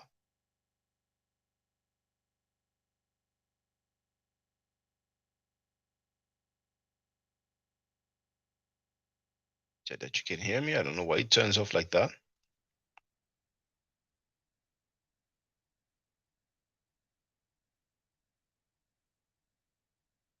Good. So, the Asiatic Aduna and her son Anku, Hayes 1955, page 87. So apparently back then they will specify that's an Asiatic, you know. Today I guess we specify when it's a brother. We have Snoop Doggy Dogg and his album Doggy Style, and you will see that one of the songs is featuring that Ninja Daz. When I say ninja, I don't want to use the N-word, that's all. Both their number and their hereditary status suggest that the position of royal laborers was comparable to that of Asiatic slaves. Of the 79 servants presented in the list on the verso of Papyrus Brooklyn as belonging to a single owner, at least 33 were Egyptians. Second Intermediate Period and New Kingdom. A document dated to the Second Intermediate Period shed some light on legal aspects of servitude and slavery. It examines the granting of citizenship to a slave who had previously been shared between public and private ownership. Let's read this again.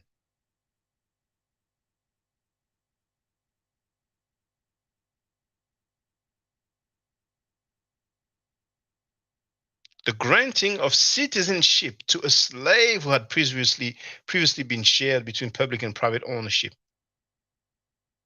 We are so far remote from the transatlantic and sub-Saharan slave trade. The overseer of the city.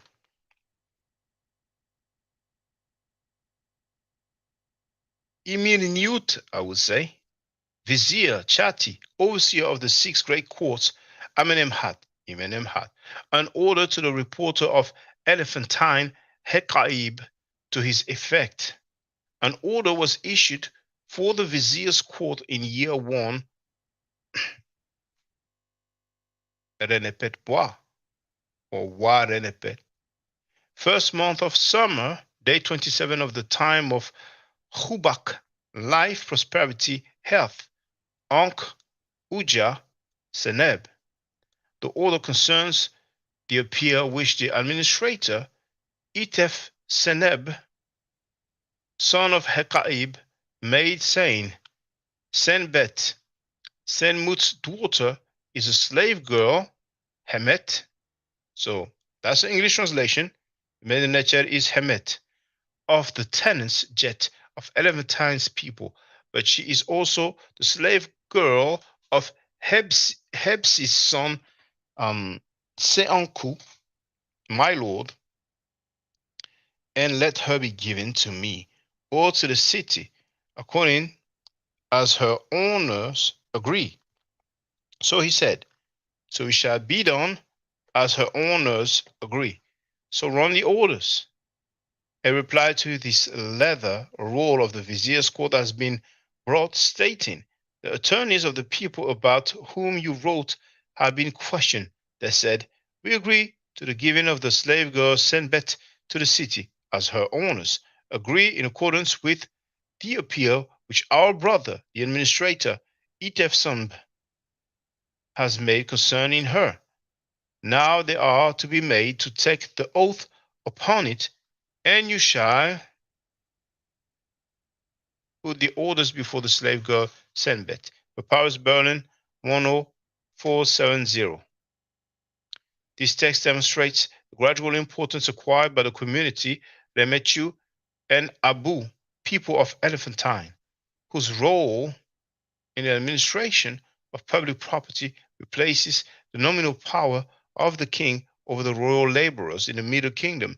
It also shows that a slave could eventually become a citizen, in some cases also by virtue of marriage. Let's read this again.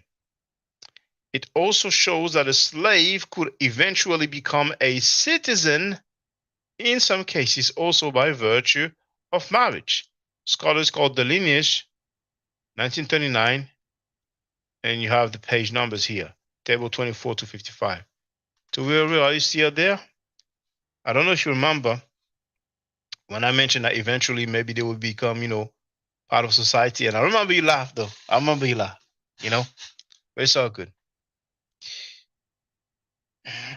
Is this your first time reading this?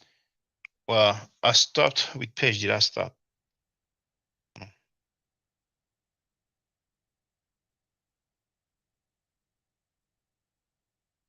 Yeah, I have that clip, but how can I share it?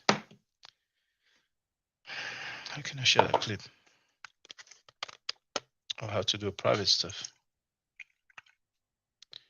I want to share a clip to a sister. To real says it was extremely rare.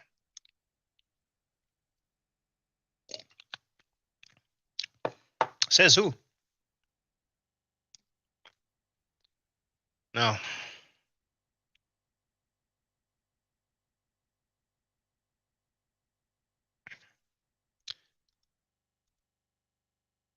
I gotta do a sister solid private.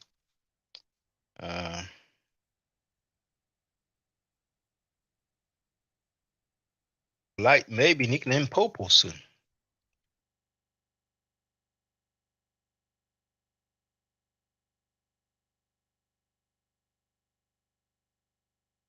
Let me mute my mic for a minute. Dr. David Felk. What's the text? Is it a book or an article? I'm gonna mute my mic for a moment, okay?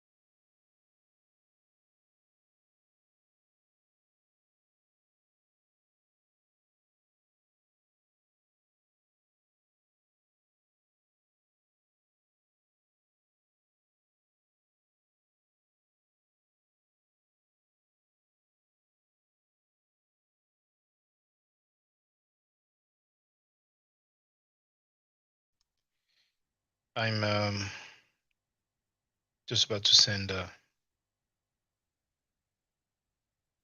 to a sister. Now, transfer.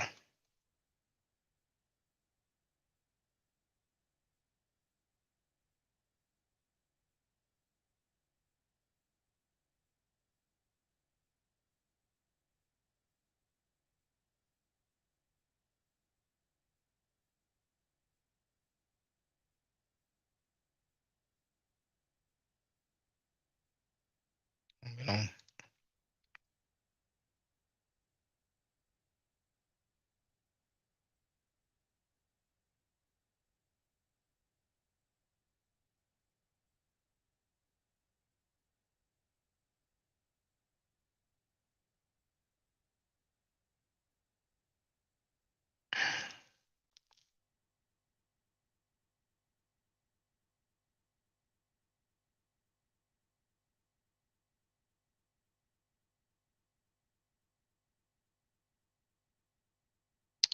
Come on now.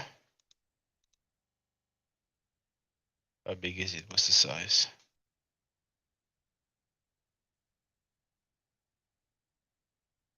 That'll be too large for the email. I've not received my code.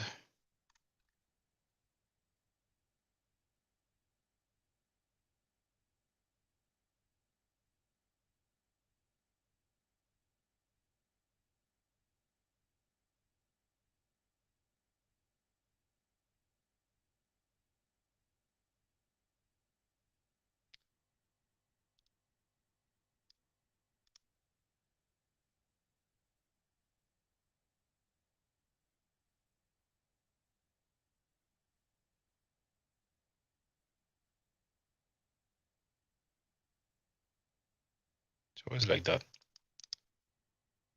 Ain't funny.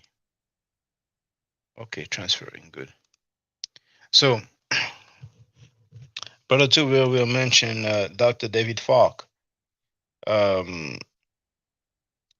an article of him about the dictionaries that I like, and I think I shared it before. But lately, he's been on the I don't want to say scrutiny, but he made some kind of made some statements that are considered misogynistic. He addressed the other PhD that deals with the Hebrew history. I'm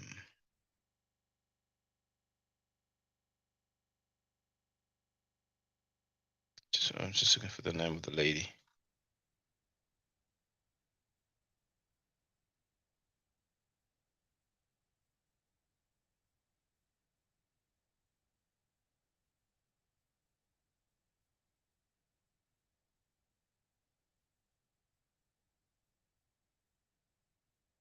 Francesca Stavrakopoulou. In a nutshell, he said that she's cute and that's about it. Now the scholarship is just bad. Now,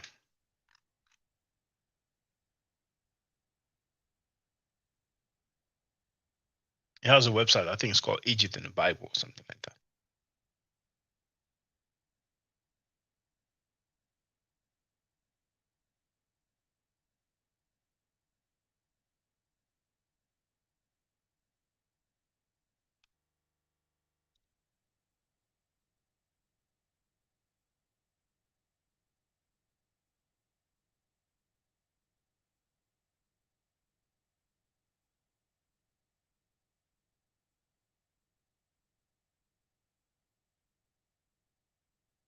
Dictionaries.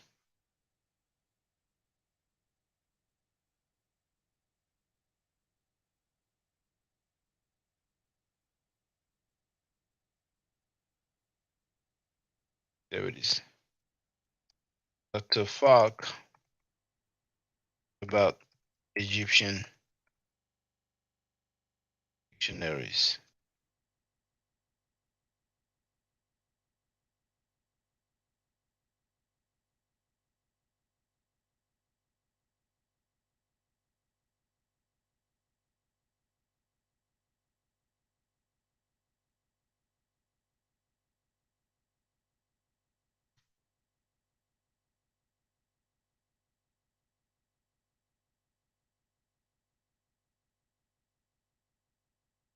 I just sent it to you, okay? Let me know if you received it. You should receive an email with a download link.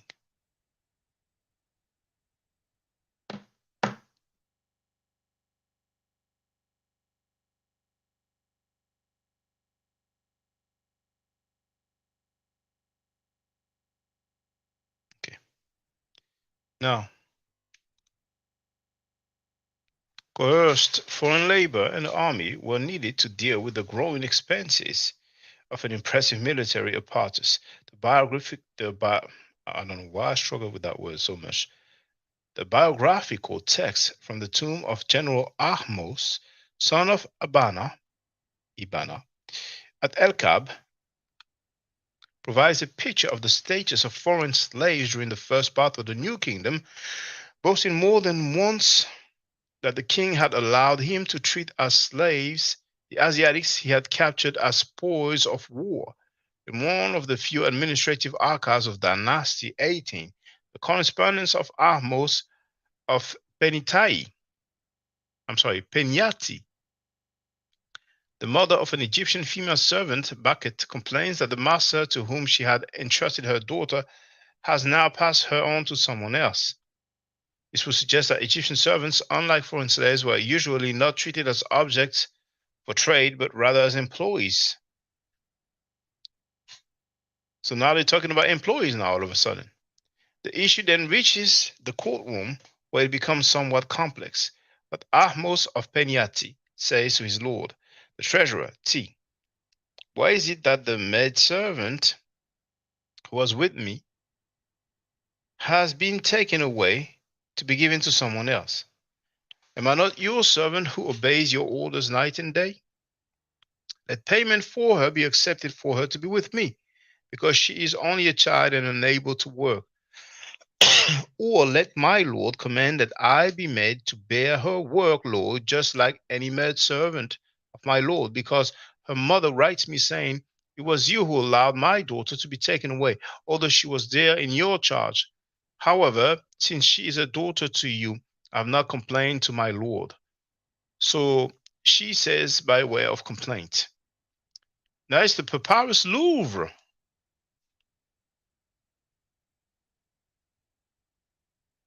Another case of ownership of maidservant is the concern of a letter sent to Ahmose. Tahu greets the scribe Ahmose in life and prosperity in favor of Amun-Ra. Amen-Ra. This is a missive to inform you about the case of the maidservant Bakit, who is in the charge of the mayor Tetimos. The master of slaves, Herimeru, Abui, was sent to him to say, come, you shall litigate with him, Tahu. But he refused to be legally answerable for many because of what because of what the overseer of field workers, Ramos, had said.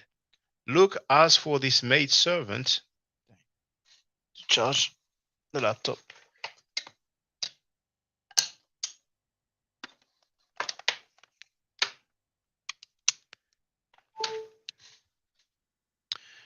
Look, as for this maid,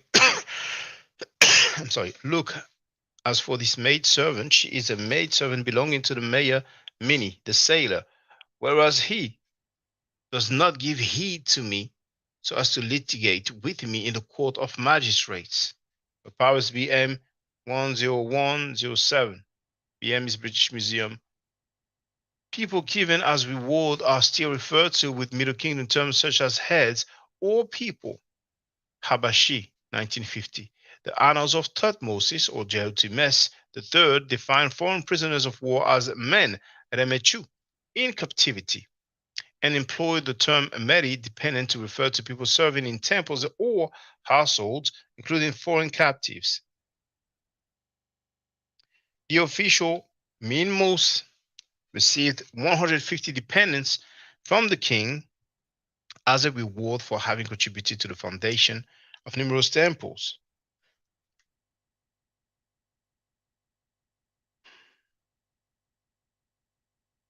Sorry, I wanted to mute, but it didn't work. The shortcut didn't work. So Now, as regards these temples that I have just mentioned, I laid their foundations, directing with absolute diligence the work on these great monuments, with which my Lord has satisfied the gods. My intelligence was constantly at his service. His Majesty praised me for my great ability and promised me a more rapid promotion than that of other official. 150 dependents, menu, presents, and clothes were given to me. From the reign of Amenhotep III on, however, forced labor in temples seems to have been reserved for male and female slaves. Hemu-hemut, a term also applied to shaptis. Shaptis are the statues. It's also called ushaptis sometimes. The lake of the temple was high because of the great inundation, filled with fish and birds, pure with flowers. His workhouse was full of male and female slaves, the children of princes in all foreign lands, His Majesty's spoils. The shift in the status of local workforce is an evident sign of an overall evolution of Egyptian social fabric as a result of foreign involvement during the late Dynasty 18. Military and commercial activity brought many Asiatics to Egypt, either as booty or as slaves, bought in slave markets. Slave markets? Okay. I'd like to know more about this. This is also shown, and where will be those slave markets? Was it in Kemet? This is also shown by the branding of war prisoners. An example is provided by the sea people seen in Medinet Habu, and of soldiers in general. During the late Bronze Age,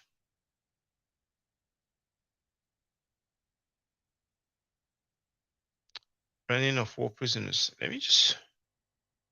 I went to Medinet Habu. So, Medinet Habu.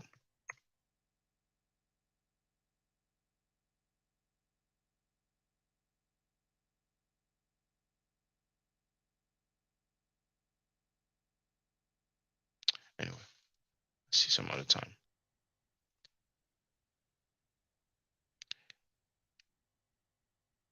And of soldiers in general. Oh, we have a mention of Papyrus Harris first. But this time it is Menu, Bernadette Menu, who talks about it. Her 2004 text. During the late Bronze Age, Egypt was the main purchaser of slaves in the Mediterranean market, according to Hyder, 1966, probably controlled by Asiatic Bedouins. Do you hear that? You hear that, brothers and sisters? Who controlled this market? Probably the Asiatic Bedouins. My goodness. They've been doing it from way back. From way back, man. But nobody gives them smoke. Nobody gives them smoke. They get a pass. Somehow, some way. I know why. I know why they get a pass. Because they're Abrahamic. We remember the biblical tale of Joseph being sold to Ishmaelite traders on their way to Egypt, Genesis 37, which finds a documentary counterpart in a captain's sale of foreign slaves, Hoffman 2005, page 196 to 199. Slaves could be rented for a certain period by people of relatively humble social condition, and the motive for hiring out a female slave could be as mundane as the need for new clothes, although the actual price appears high. Year 27, third month of the summer season, day 20, under the majesty of the king of Upper and Lower Egypt, Neb-Ma'at Ra, that's what's up, son of Ra, Amenhotep III, granted eternal life like his father Ra each day.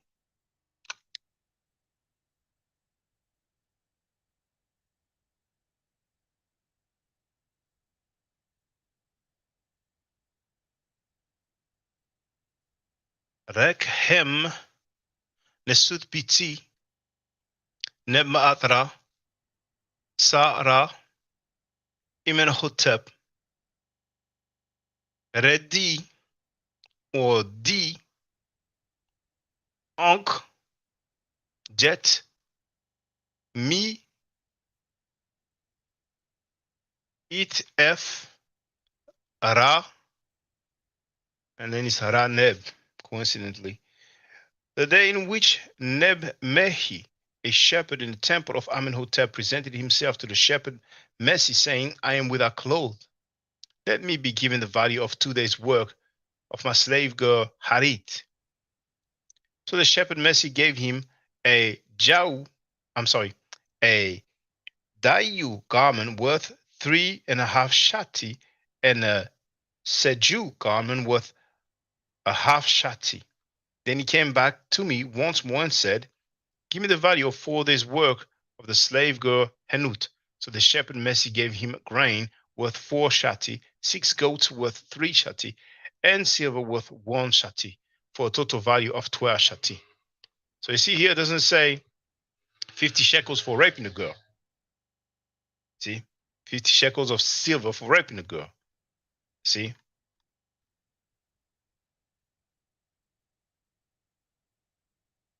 See what I mentioned of silver here, but it's for some day's work, for the worth of some day's work, not for the rape of a woman.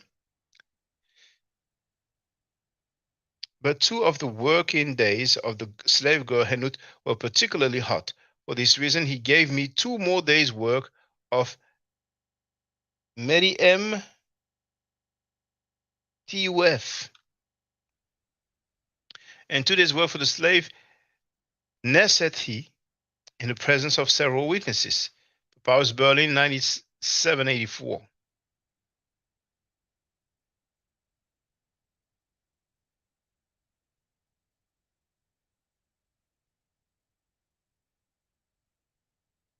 So Real is asking, who's buying who?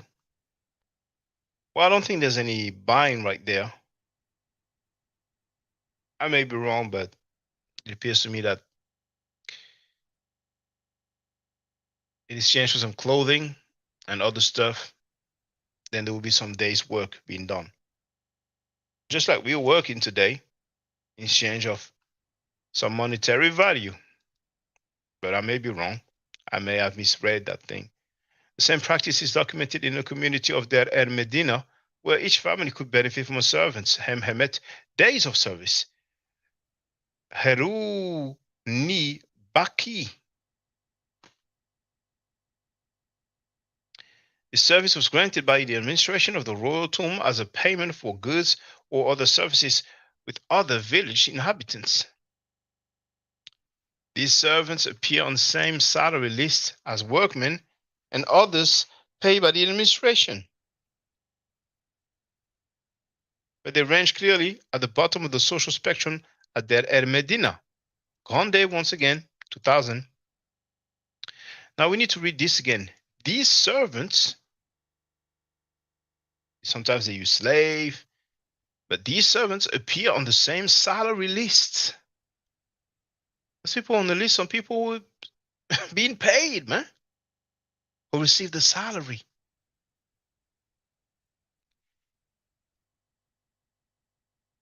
Some of the workmen possessed private servants, male, female, and children, or had a share in them. How they were compensated by their owners for their work is not documented.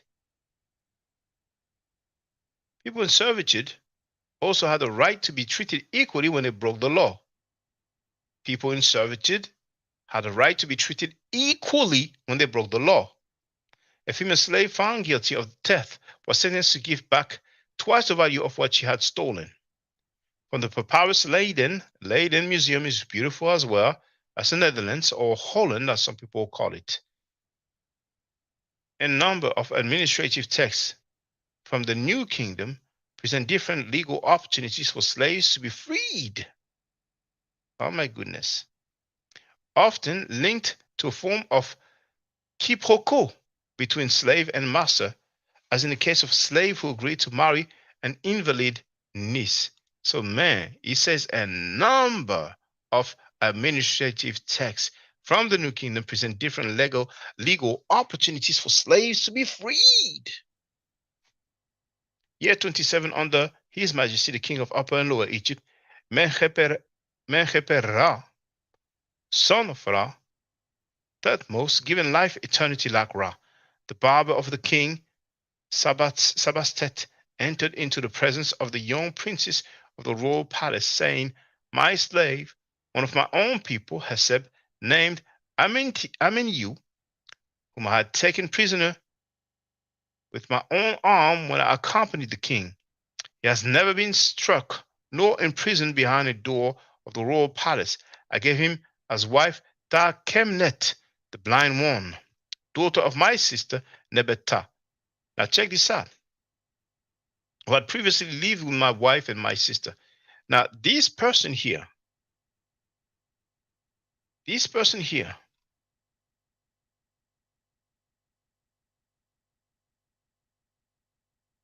is saying that one of his slave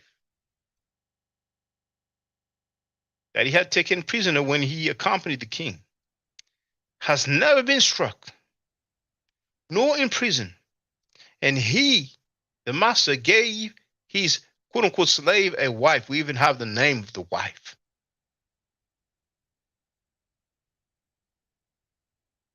And who did the master give as wife to his slave? The daughter of his sister, his niece. He gave his niece to marry his slave. My goodness, scholarship is great. And we're going to have the reference after, I expect. He now leaves the house being deprived of nothing. He leaves the house being deprived of nothing. He's not lacking for anything.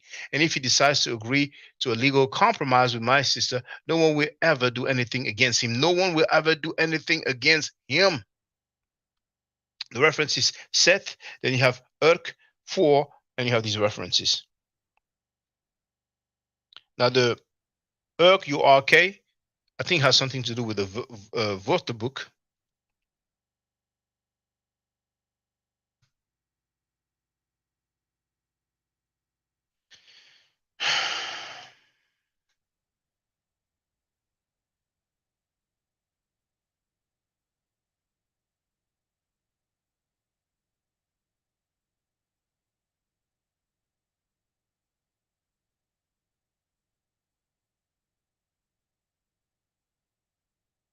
Wirken denn des ägyptischen Altertums. I'm going to share the link in the chat for all purposes.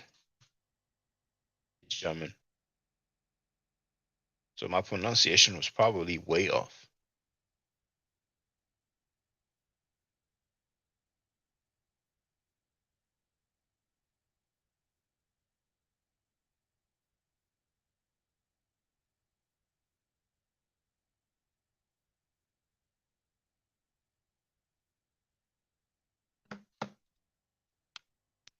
While in earlier periods, a dependent humbly addressed a socially higher person referring to himself as back servant. During the New Kingdom, the word hem, laborer, came to be used in its place. As a laborer,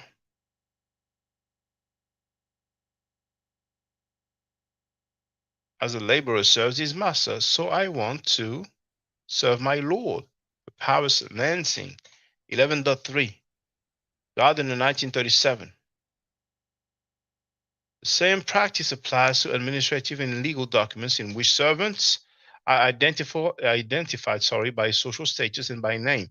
The term back, however, was still in use to describe a community of servants. Miscellanies, Caminos, 1954, Gardiner, 1937, as well as historical and biographical text conversion presenting slaves either as a war booty or as chosen from the elite of the occupied territories. In the historical section of Papyrus Harris 1, that's the collection that cost $260. The longest papyrus from ancient Egypt. An important Ramesside administrative text that lists the property of the most important Egyptian temples. The king speaks of a manpower consisting of foreign warriors and prisoners of war captured during his military campaign and how these were received in Egypt. Are brought back in great numbers those that my sword are spared. And this is the quotation that the brother Tuvel has let us know about in the entry about the papyrus Harris. I brought back in great numbers those that my sword has spared, with their hands tied behind their backs for my horses. Maybe people prefer the method of Attila the Hun, who has a reputation for destroying everything in his path, killing everybody in his path. But anyway, and their wives and children in tens of thousands, and their livestock in hundreds of thousands. I imprisoned their leaders in fortresses bearing my name, and I added to them chief archers and tribal chiefs, branded and enslaved, tattooed with my name, their wives and children being treated in the same way. And I'm curious as to know the hieroglyphic text, so I can look up the words and their meanings. But it depends if people, want to support me in this. It's interesting, there are no stories of a slave working on the pyramidal monuments yet. It wasn't slaves who work on the pyramids, it was skilled workers. It was villages or settlements, camps for workers in the area.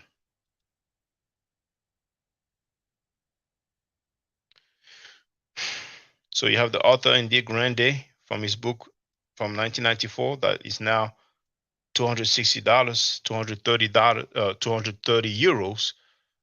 It's 2 books. It's a collection of 3 books. The third book is what is it called again? Some sort of appendix, a glossary. There it is, a glossary. See, so it was initially sold like volume 1, volume 2, and I presume volume 3, and then they were selling the volume 1 and volume 2 together. You see, and ultimately the volume 3 separately, or all 3 of them together. So that's $260, 230 euros is all 3 of them. The glossary will not be that helpful to me, I presume. But anyway, a slave could become free through adoption by his or her owner. Let's repeat this. A slave could become free through adoption by his or her owner. So not only a slave could become free, but it could be adopted by the owner. A sterile woman adopts the children whom her husband fathered with a female slave, which implicitly shows that in the absence of such a procedure, the legal state of slavery must have been hereditary. It seems to have been a common practice in the ancient Near East. In Genesis 30:11-13, Jacob's wives, Rachel and Leah, sent their husbands to their maidservants to conceive the children they could not bear because of sterility or advanced age, and to take them as their own offspring. In the so-called adoption papyrus, the term free citizen in the land of the Pharaoh is used in opposition to servant or slave. My goodness. And you can read Gardner 1933. So once again, in the so-called adoption papyrus, the term free citizen in the land of the Pharaoh is used in opposition to servant or slave. We bought the slave girl, Bieni Hatiri, and she gave birth to 3 children, a boy and 2 girls, 3 in all. And I adopted, fed, and raised them. And to this day, they have never treated me badly. On the contrary, they have treated me well. And I have no sons or daughters other than them. And the overseer of the stables, Bendu, connected to me by family ties, since he is my younger brother, came into my house and took the elder sister, Taimenut, as his wife. His brother took one of his slave, quote unquote slave, as his wife.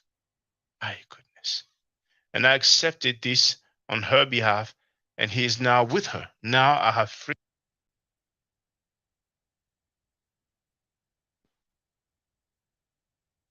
Microphone check.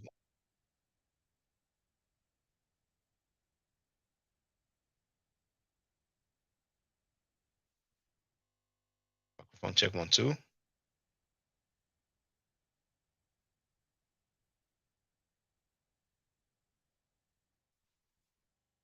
Zip it down. Rip me off and smash. Chase me like a Hyksos.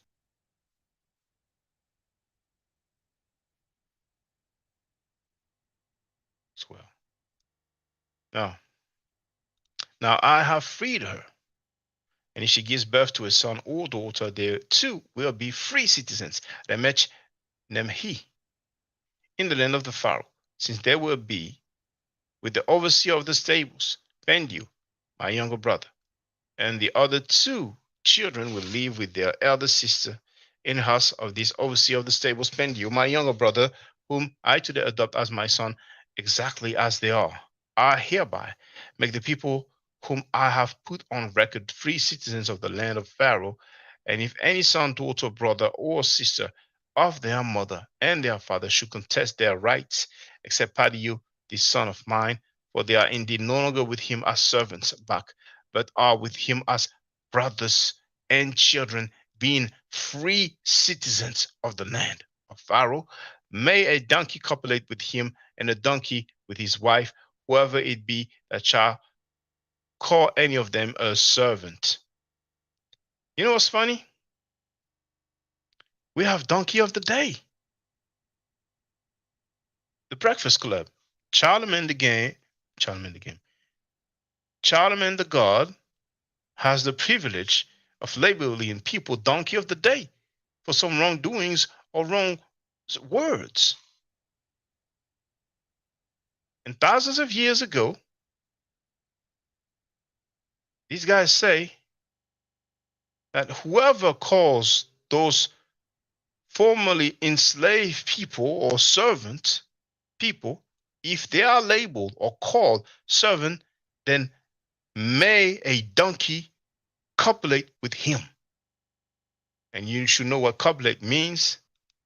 Similar to, the zip it down business, or what some Hebrews some do with children. Now, that's interesting. So if you want to be poetic, you say, may a donkey copulate with you if you mess with me. I know people are going to look at you crazy, but the use of the term free citizen, remech nemehi, in opposition to servant back requires a historical comment. The basic meaning of nemehi refers to the condition of the orphan or of the poor. In Middle Kingdom texts, the expression the poor woman of the city, nemetnut, acquired a semantic connotation of free woman and became the feminine equivalent to citizen. Ankh ni nut. I'm sorry. Literally, living as in living person of city, of the city. From the beginning of the New Kingdom, nemehi could also be used to describe people who received from the administration an allotment of land, often as recompense or reward for military service, which in practice became their property. These landholders formed a new social group. May he, the king, prompt the officials, Seriu, to remain in possession of their properties and the citizens, Nemehu, to stay in their towns. Stella of Meren Ptah. Meren Ptah. That's the stele that is misnomer. That's the stele who earned the misnomer of the Israel stele.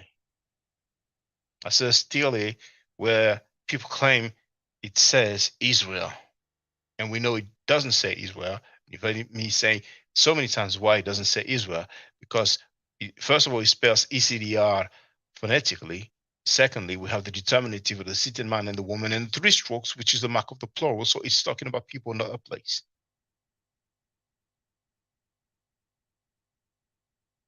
Their property, however, risked to be confiscated by state representatives. This kind of abuse is treated in the decree released by King Horemheb in the aftermath of the so-called Amarna period. The Amarna period, that's Akhenaten who was stripping and tried to change some tradition that was like 2,000 years old, and I don't know if it's the influence of the Asiatics, but anyway. Another way in which a slave could become free was to be purified, sawab, i.e. to enter temple service. The clearest formulation is found in the restoration stela of Tutankhamen, King Tut. Now, for those who haven't seen the movie, or those who have seen it, the movie X-Men Apocalypse, you hear Wab. The root is Wab. Now, the form you hear in the movie is Wabbit. You see?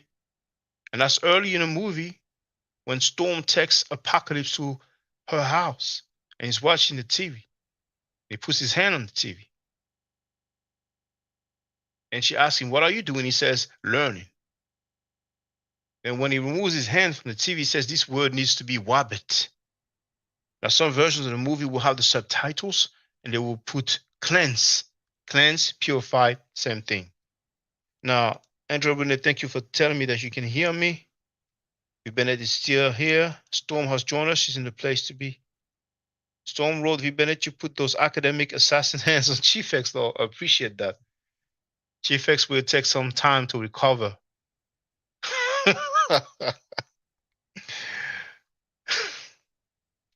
I mean, he's been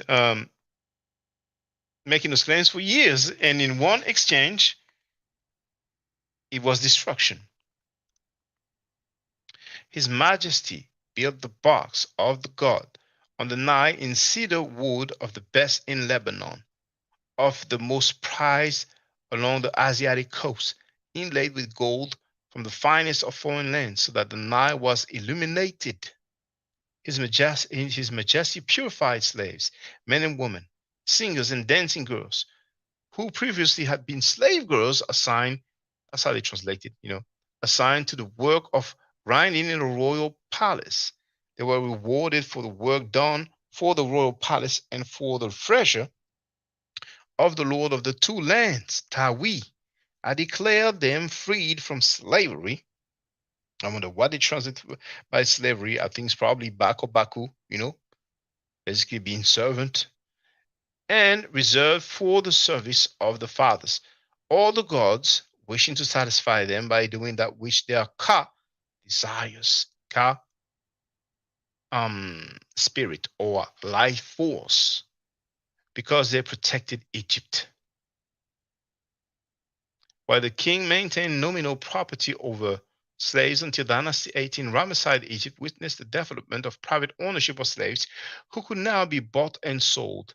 Papyrus Cairo 65739, for example, describes a long legal dispute between a soldier and a woman concerning the ownership of two Syrian slaves. They were international then, man. Slaves were now provided some legal protection and own property. Oh my goodness, I need to get something to drink because it's getting crazier as we read. And when I say crazier, it's not in a negative sense. Slaves were now provided some legal protection and owned property. The dichotomy is off the chain. Where should I play where I get something to quench my thirst? Should I play?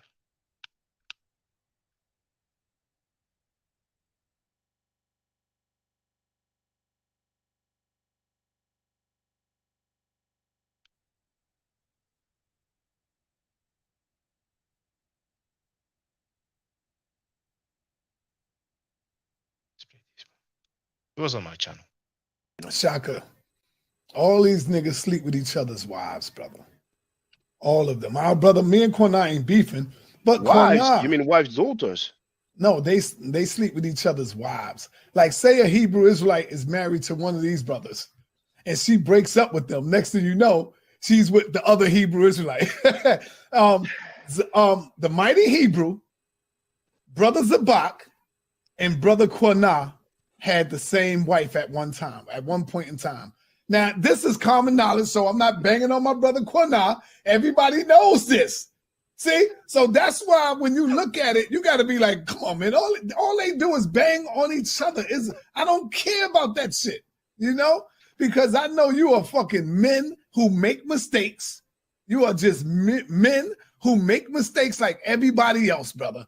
There's nothing special about you because you following some spook-ass God, some God who we know is narcissistic, who's demonic, who's a goddamn liar, who's bipolar. The who got God of the drunk. Bible is a bipolar motherfucker. You know what's funny? He also called the God of the Bible a bee. And those Hebrew Israelites did not object. The minute they talk about your God, look at what you doing. Acting like a bitch, losing all your emotion. So another said the God is a bitch. Yes, I said the motherfucker's a bitch. You said that you talk so much about Kemet. I don't give a fuck about that because it's all man-made shit. You don't see me turned up and going crazy and putting your name. Oh, Judah said this. I don't give a fuck. So when he insulted their God, they didn't mind. Now that the black is hot, it looks like they have more fear of the police than God, man. As if the police is more powerful than what they call the Most High. Now they don't want to be associated anymore now. It's recruitment time over there now. Any of the homies welcome now. They can have the airtime over there now. And we learned that, according to Filthy Frankie, they sleep with each other's wife. They're doing the rebound. You know, the basketball rebound. Anyway. Hey. Bennett says that he has even more for Chief X. Maybe the police is their God. Who knows?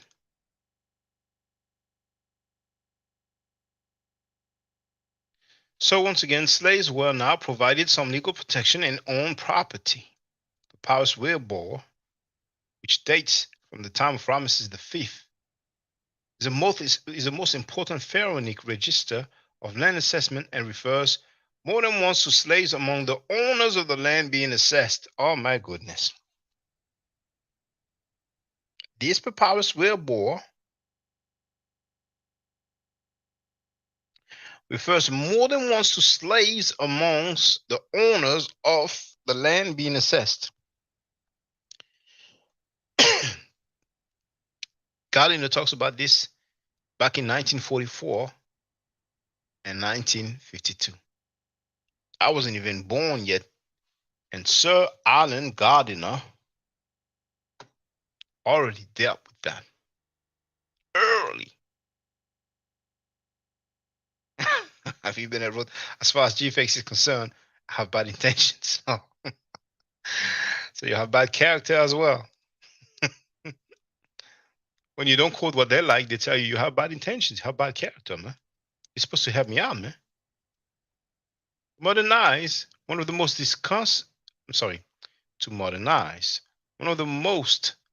disconcerting aspects of the New Kingdom slavery is the presence of houses of female slaves, apparently devoted to the production of slave labor. In Papyrus Harris I,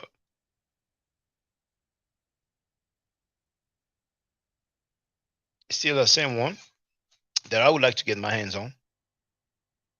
Not the papyrus itself, there's no price on that, but that book. The prayer to Ptah at the beginning of the section devoted to the temple of Memphis contains a reference to a settlement which seems to have been intended for the production of slave labor. I've issued for you great decrees with secret words recorded in the archives of Egypt, built out of masses of scalpel-worked stone. And I have organized the service at your noble temple in eternity and a reorganization of your woman's pure foundation, Gereget, Wabet, Net, Hemut.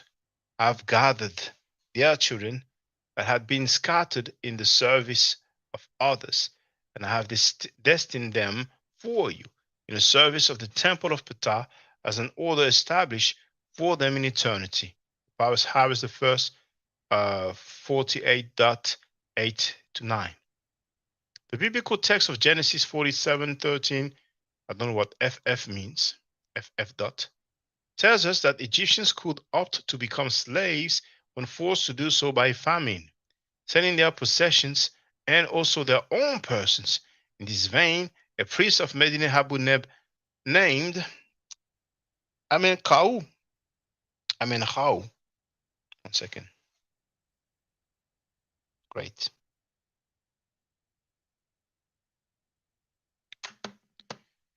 So, a priest named Amenchau discusses in his second marriage contract the fate of 13 servants.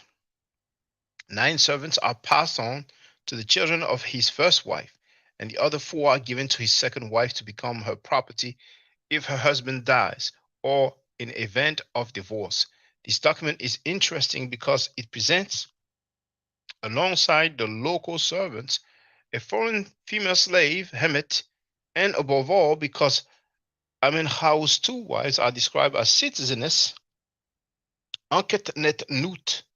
They enjoy the same status that we found in the document from Elephantine, in which its citizen accept a request for emancipation of a female slave was half owned by the city.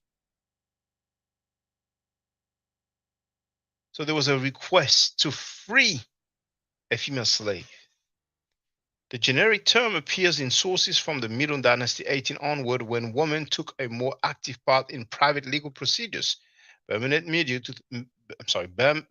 Menu, 2004. It's pronounced menu in French, but you pronounce it menu in English. In Amenchau's contract, the formula chosen by the vizier is revealing. Even if it had not been his wife, but a Syrian or a Nubian whom he loved and to whom he gave a property of his, who should make void what he did, let the 4 slaves which fall to his lot with the citizeness Anoxenegem, it's probably Inek Senegem,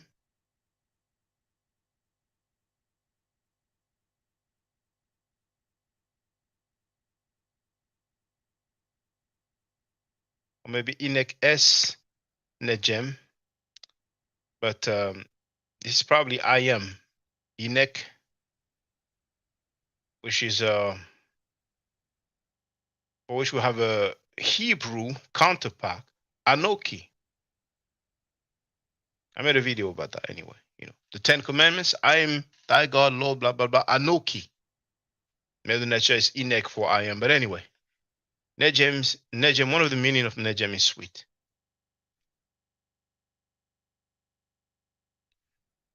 So, with the citizeness, Anoxenegem be given together with her, which he has said he will give her.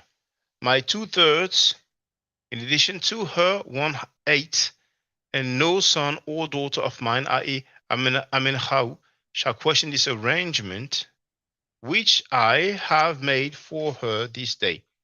This is a Turin papyrus this time.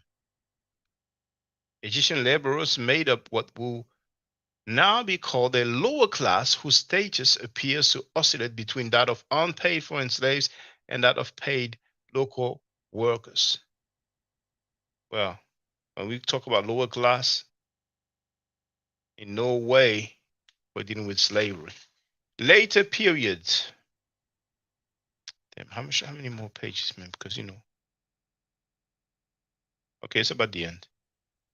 Okay, we'll be finished soon.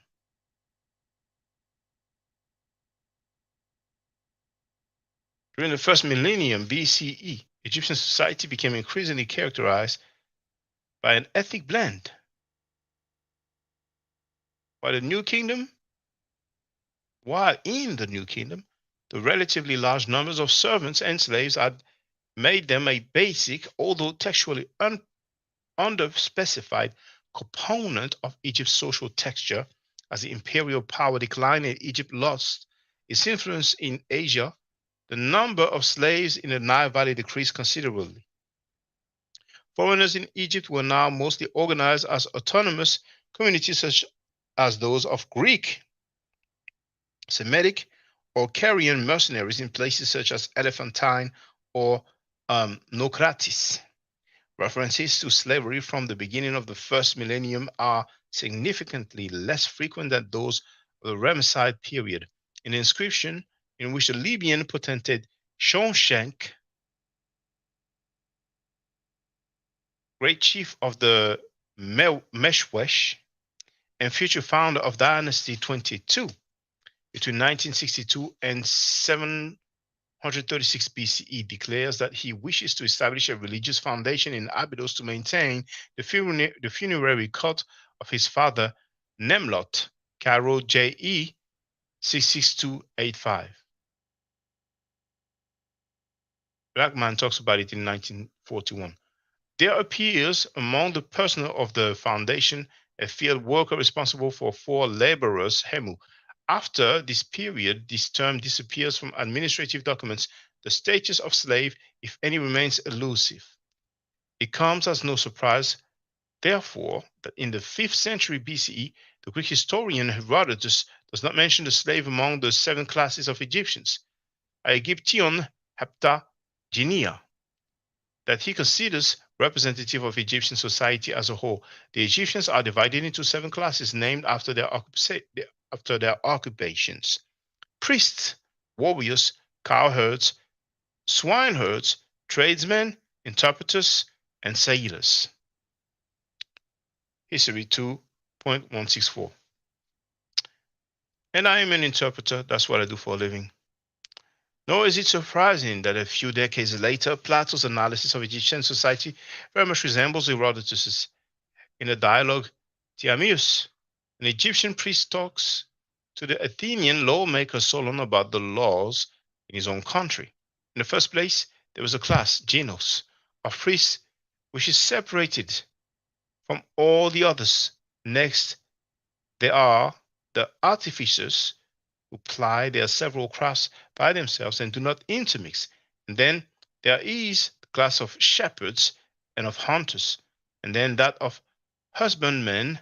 And you will also observe that the warriors in Egypt are distinct from all other classes and are commanded by the law to devote themselves solely to military pursuit. Sounds a bit like, the Spartans, that are portrayed in the movie 300. Also, during the Roman period, Diodorus Siculus divided Egyptian society apart from the army into three classes of free citizens: shepherds, field workers, and craftsmen. Priests, soldiers, and peasants were in fact the 3 social components emerging in the early 1st millennium BCE from the disintegration of imperial society. Priests occupied a privileged position administering the temple economy, which had become much greater than that of the palace. Most professional soldiers were mercenaries, employed from time to time by different dynasties. Field workers and shepherds were the working poor, Nemehu. As mentioned above, the term Nemehi, whose original meaning was orphan or poor, had been used in the Middle Kingdom to refer to free but economically weak women. By the end of the New Kingdom, the term indicated untaxed landholders, free people in the land of Pharaoh, who had reached economic independence through an allotment of land.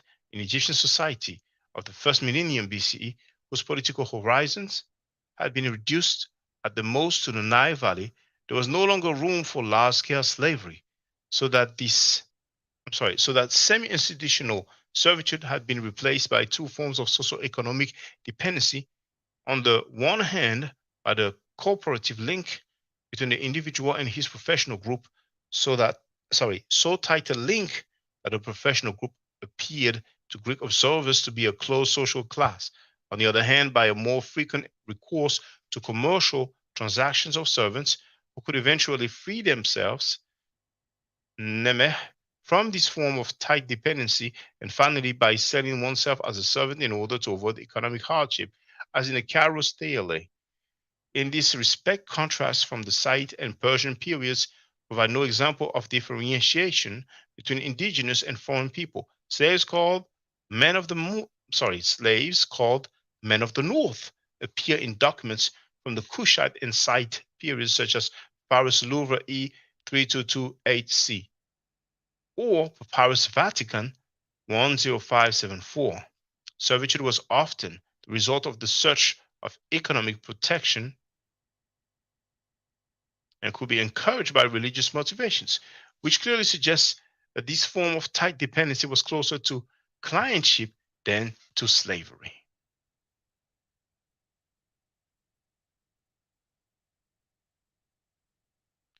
You have acted so that I am in agreement with you about my price to become your servant. I am now your servant, and no one will henceforth be able to take me from you, nor shall I be able to assign myself, become them to another that shall remain in your service along with my children, even in the case of cession of money, grain, or any other property of the country. Louvre E706. So this is, when you see Louvre, that's the Louvre Museum. So this is the reference of the artifact. See? The servant Tapnebetinis, daughter of Sebekmeni, and of her mother Esoeri, said before my lord Sobek, lord of Tebtinis, or Tebtinis, depending how you want to pronounce it, the great God, I am your servant, as are my children and my children's children. I shall never be free, in your temple for eternity.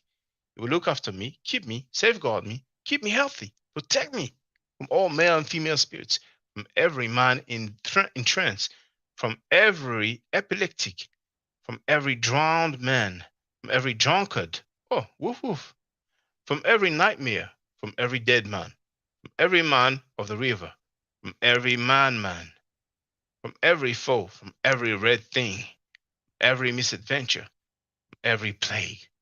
Paris British Museum 10622, line 7 to 14. Thompson talked about it in 1940.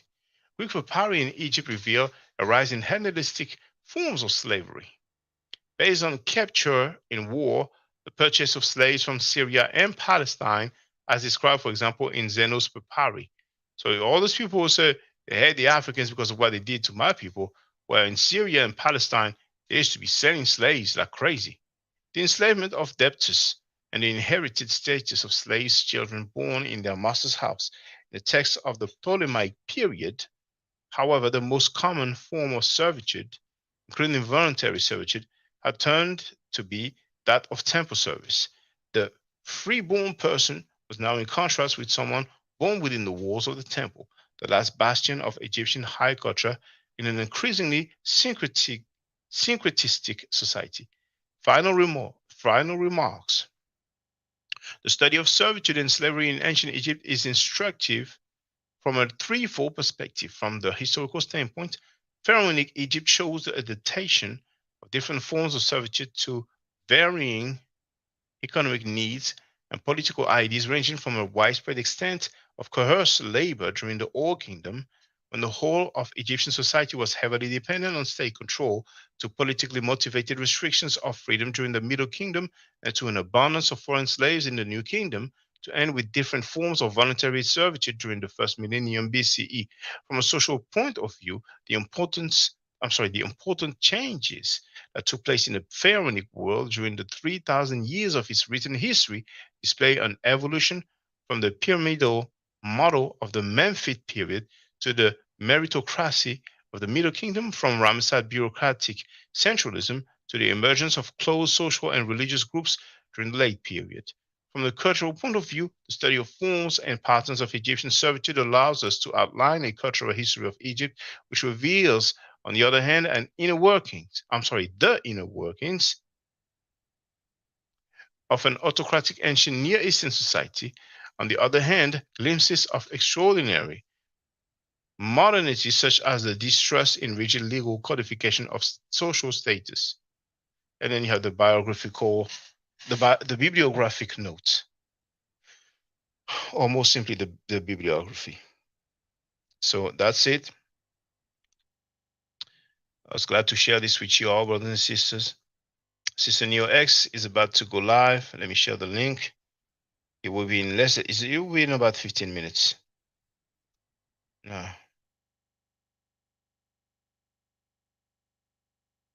Oh, Is Frankie gossiping?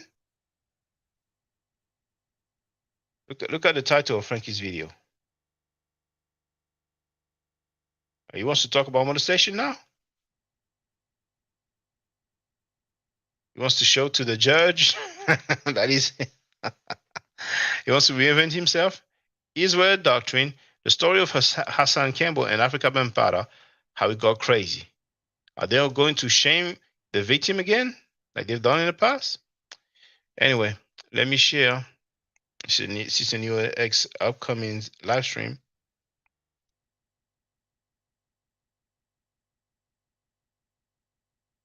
Oh, should we go back to back then? Okay, that's what's up. Well, one dude was spared though. The snake dude was scared. Well, he was spared. But I guess, yeah, she addressed him, in the live stream. But anyway, look at this. I think she will go over the time limit, and she will just do the other one. But here, this one will take place in 24 hours. Okay, that one is tomorrow. Okay, so my bad. The next one, she has changed the date, obviously. Yeah, in 70 minutes.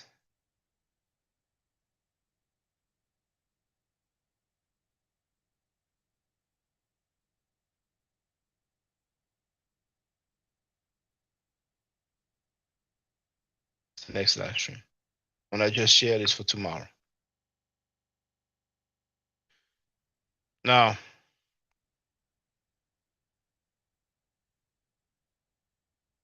Sugar Hayes wrote, were those who built the pyramids and the Sphinx and the Valley of the Kings, etc., paid workers or slaves? There's no indication that they were slaves. The people who built the pyramid, there's villages. I mean, there's like some settlement or camps around the construction area. You see, on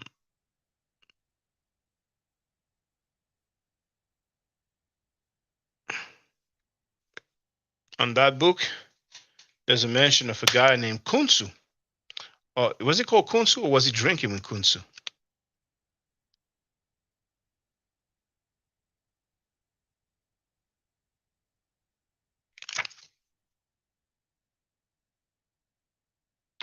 That's earlier than Ramses III. That's okay. That's page 78. On these notes,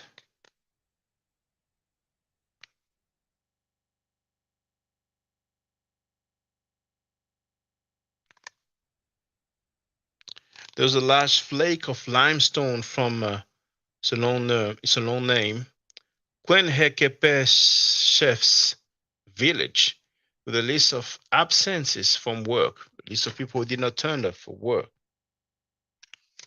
And the document is shown, I mean, unfortunately, you know how it is. But that's the actual document. And you can see that you have the writing in black, but you also have some writing in red. One of these notes is a list of who was off work from the work gang in the year 40 of Ramesses II, around 1250 BC.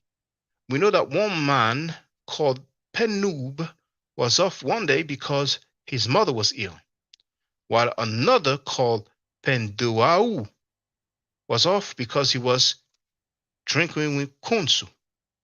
He was off work because he was drinking with Khonsu. Their names are written from right to left in a column down the right with the dates they were off work. Their excuses are written above in red ink. Red ink is often used to highlight certain words. A papyrus tells how these workers went on strike because they had not received their wages on time. So,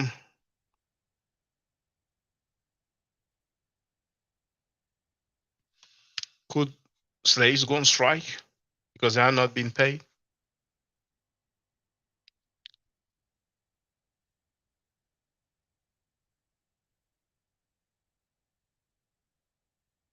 Tony Williams addressed Sugar Hayes by saying workers were sometimes paid with wheat, barley, and beer, henneket, indeed.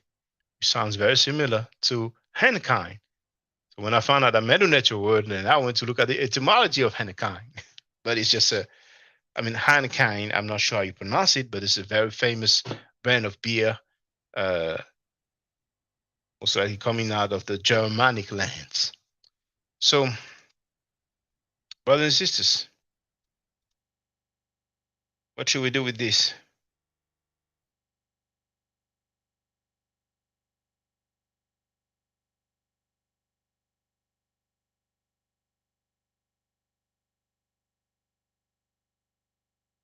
Now, I don't know that other website.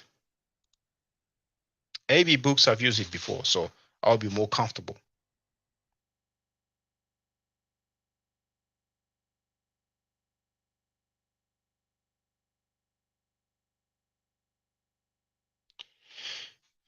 So, what's a calculator?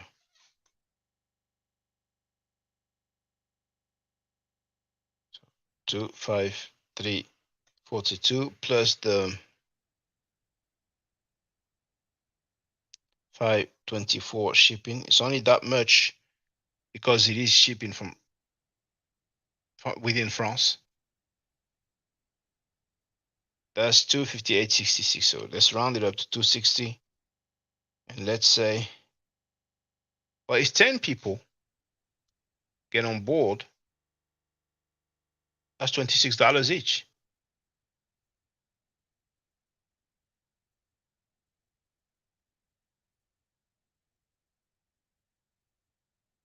If 20 people get on board, that's $13 each.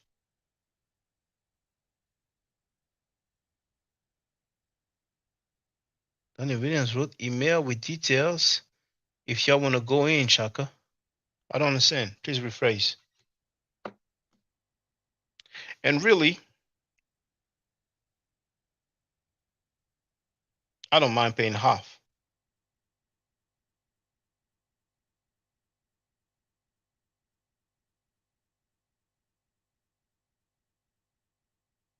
So 260, that's 130. Now 130 divided by 10. Yeah, that'll be $13 each. No problem, I'm in.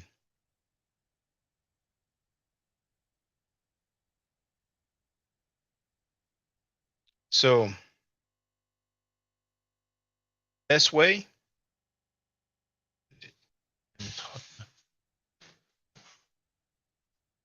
It's gonna be midnight in 5 minutes and it's hot. It's hotter than a mofo.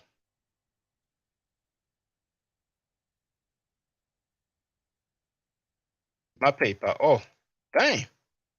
Here's something towards that book. Thank you, brother. I have to make the conversion because this is the money out of Denmark. Here's my PayPal. Now, let me do the conversion to find out how much that is. Not to pocket watch, but just to know how much left I have, you know, for that book. So EKK to euros.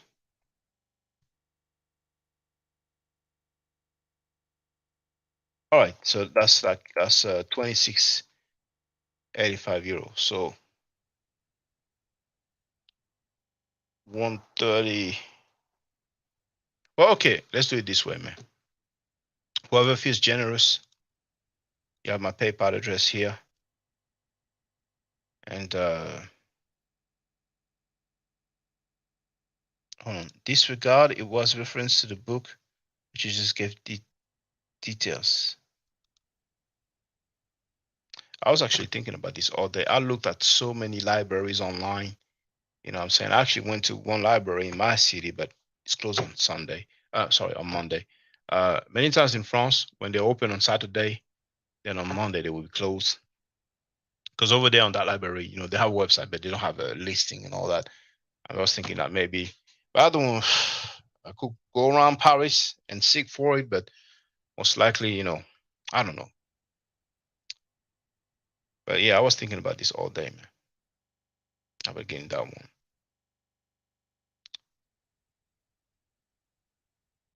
But that article is great, man. I loved it. I love the article.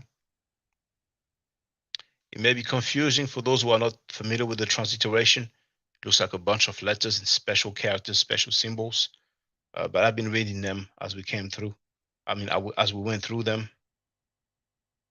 But the same can be done with the Hebrew. and other quote unquote Semitic languages or other ancient languages. But it's good to know what the glyphs say. And then there's plenty of dictionaries to get some clarity.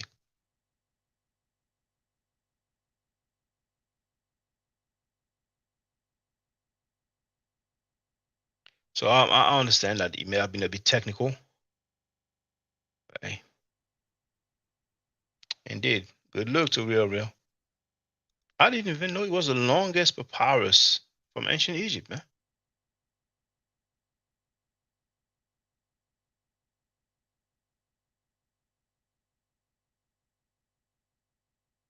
I must say, man.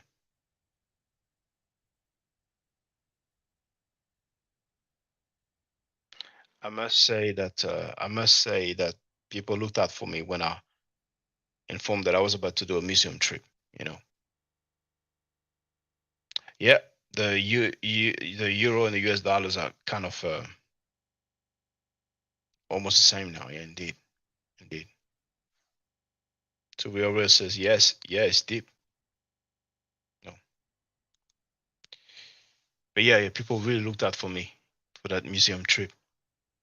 You know, and also when I went to Milano's museum, the section about ancient Egypt was also under construction.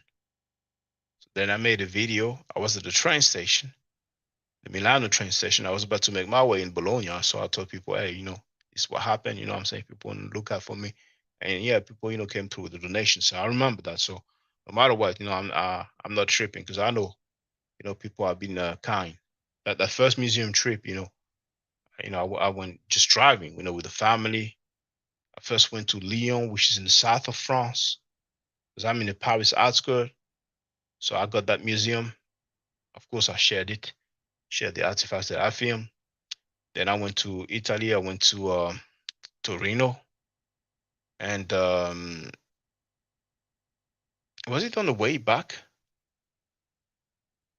that I went to Switzerland? But I went to Geneva's museum as well. And like I said, Basel Museum. Fortunately, the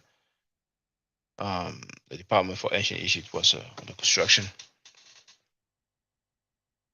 And is there another one that I went to? I forgot. There's one that I wanted to go to. I forgot which one it was, and maybe it was Milano because I called and it's like it wasn't available. I see I have a fair bit of videos from that exhibit of Ramesses II. I have some videos. Hold on, but I don't want to share them now. I want to have more people because there's going to be a shift, and we're going to have the serious people, not the follower groupie suckers. So I have videos from Amsterdam Museum. I have videos from the museum in Portugal.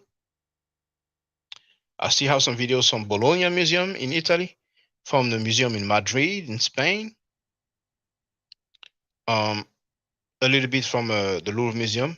I still have a little bit left from Denmark Museum, Copenhagen, and that's about it. So, yeah.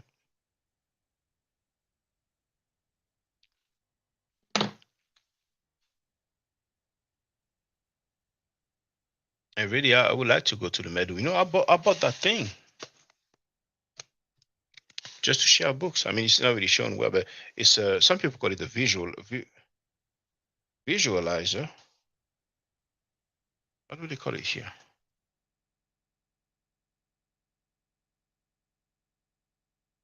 Anyway, I bought it just so I can, show the books, go through the books.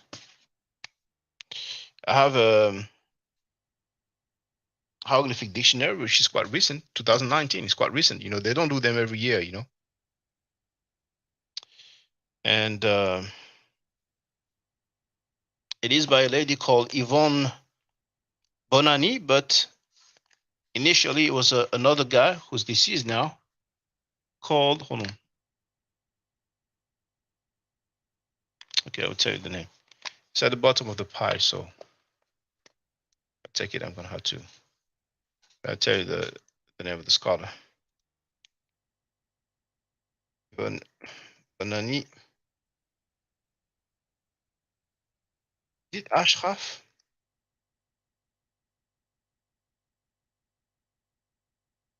Yes, Ashraf Alexander Sadek, who first worked on it, and she assisted him. And I think he passed on, but she continued the work, and it's complete. You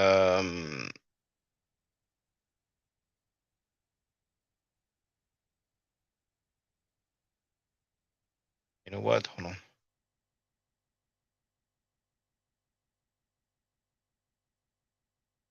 Which website?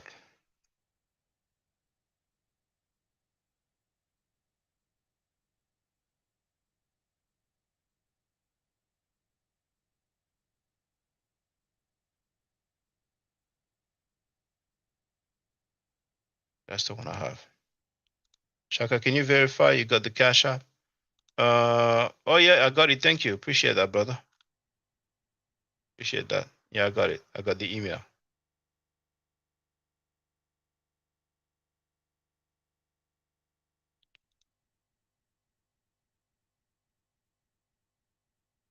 That's the one I have. September 2014.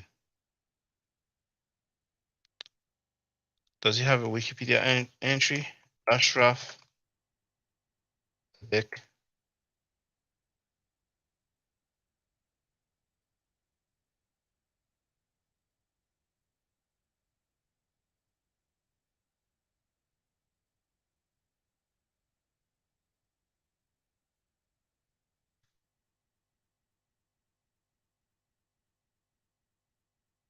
I don't think he has a Wikipedia page.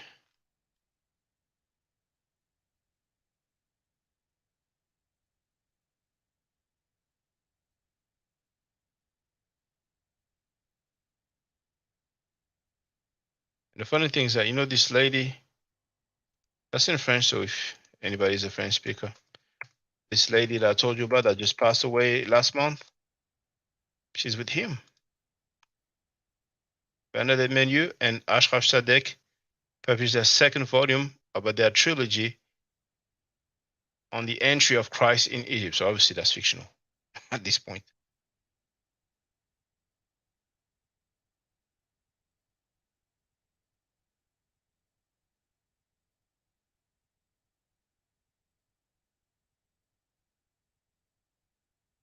Oh no. That's not Bernadette Menu. This is probably his lady, that, and she happens to be called Bernadette. You know,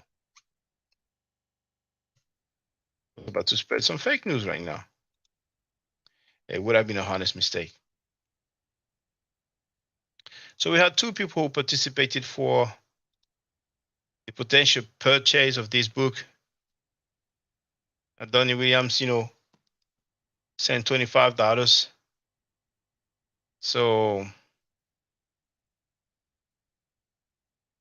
there's $200 left to make the long story short. So I'm cool to pay half. I'm cool to pay $100. So $100. I mean, those.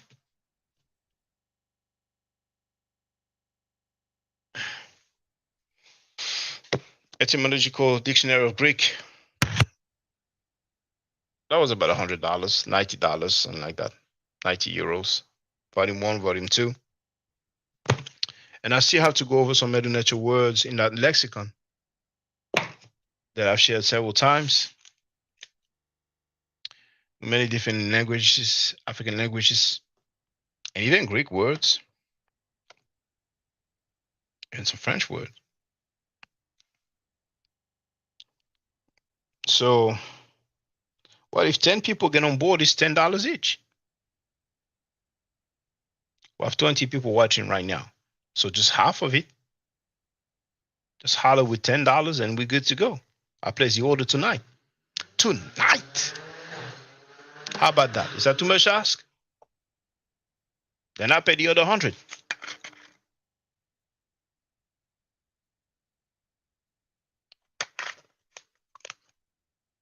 And if it's just 20 people, then that's $5 each. So 20 people can pay $5. I pay 100. V. Bennett already contributed. Donnie Williams already contributed.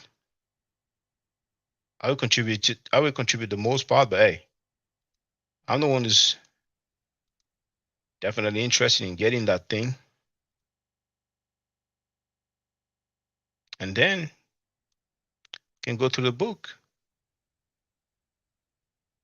to the longest papyrus from Kemet.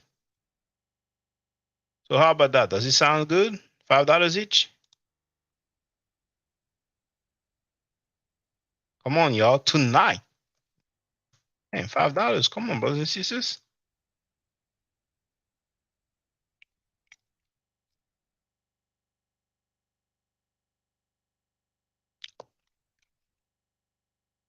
That's what's up, young Harry. Thank you.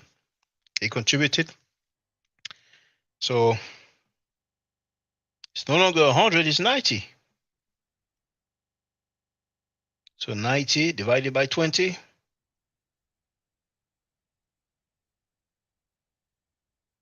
Oh, that's 4.5. Okay, let's say 5 each. Okay. And when I say 5 each, you know, hey, if you feel like sending 10, send 10. If you feel like sending 15, 20. But please don't use a super chat or super sticker. That's what young Harry did, because YouTube will take 30%. And plus I get that, like, you know, in a month. So please prioritize PayPal.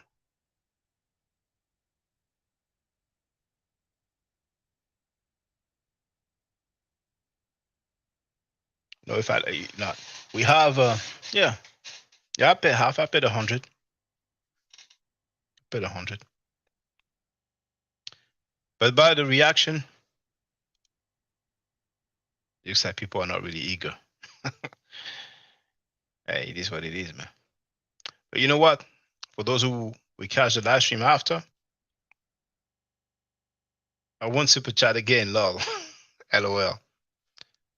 Well, you know, for those who have a lot of subscribers, you know, the 30% that YouTube keeps is not a thing, you know, because they get so many super chats. So some people don't have to do the 9 to 5. They can leave off just of the donation on top of the monetization of the videos. Zoom to PayPal. Zoom to PayPal? Oh, obviously for PayPal. Oh, that was what's up. Thank you. I appreciate that. So, well, it's just 80 now. So you can just contribute, you know, you have 20 people now, 21 actually, just $4 each. Just $4 each, and we get the 80 out of the way, and I pay the remaining 100.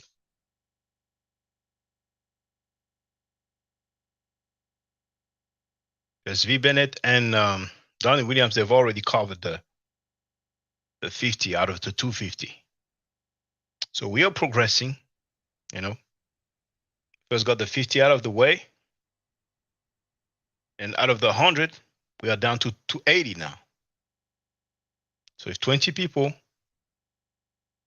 holler with $4, then we're good. There's 100 remaining, and I'll pay that. It's possible. It's not impossible. Bennett wrote, yeah, I want to know what's in that book.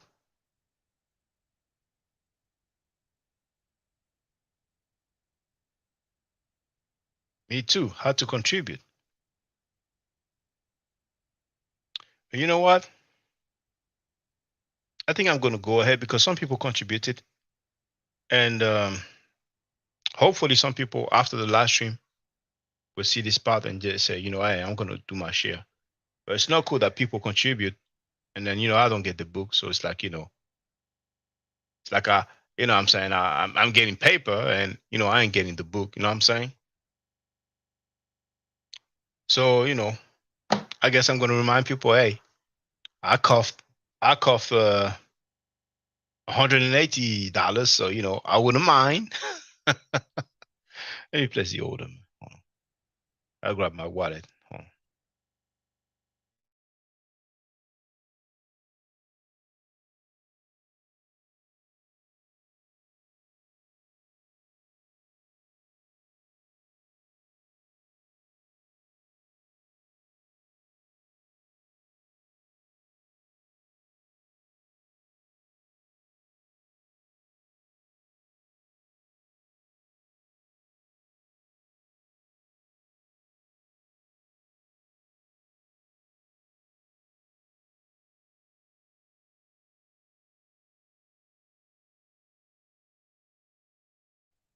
Oh yeah, sister. I saw your email earlier.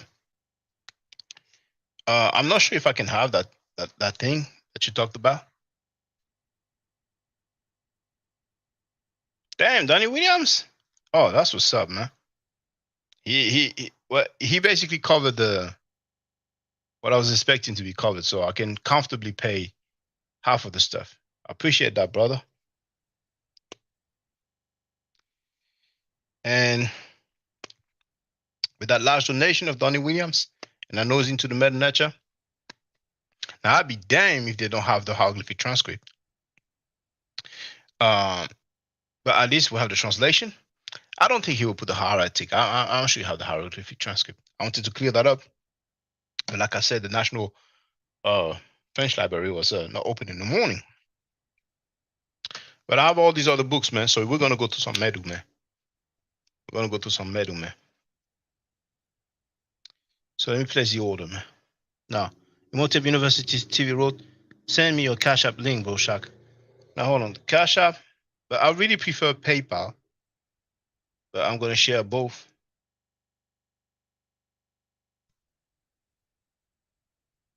Also, I want to help break the chain of pseudo YouTube scholars selling garbage lessons. Now, let me just place the order.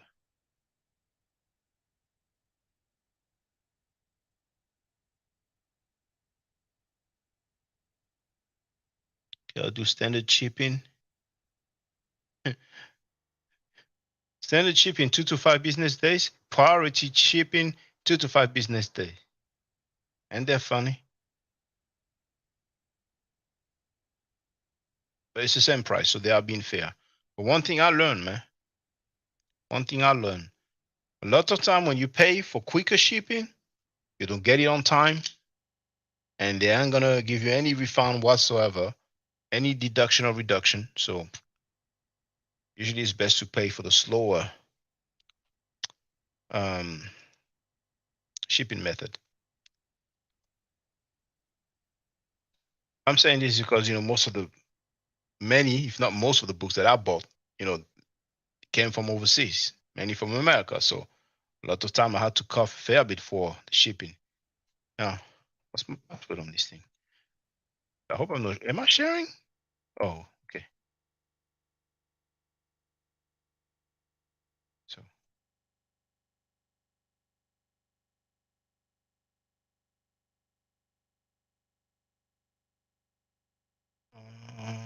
Yes, save. What do you mean new address? On the new address, it should be on the system already. My account. My account.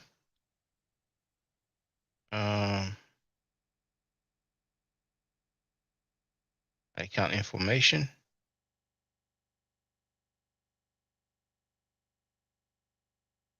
Never mind. Proceed to checkout.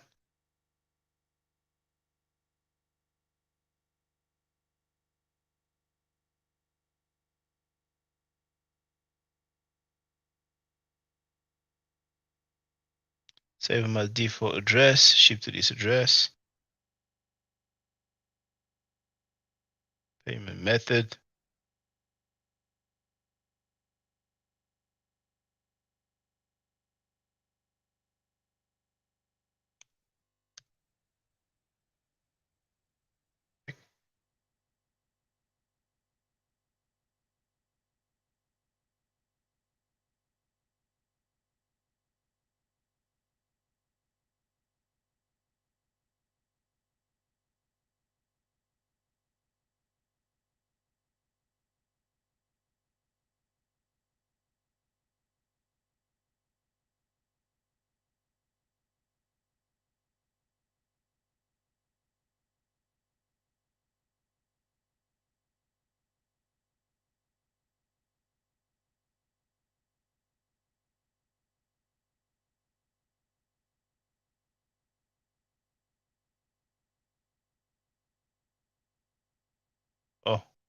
Security code.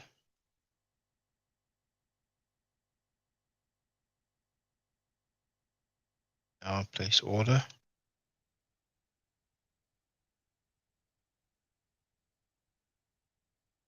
Confirm order information. Estimated delivery date. But I guess I can share this this page because my address doesn't show. Share this page. Gotta be careful, man. I don't see my address showing. So you can see it larger.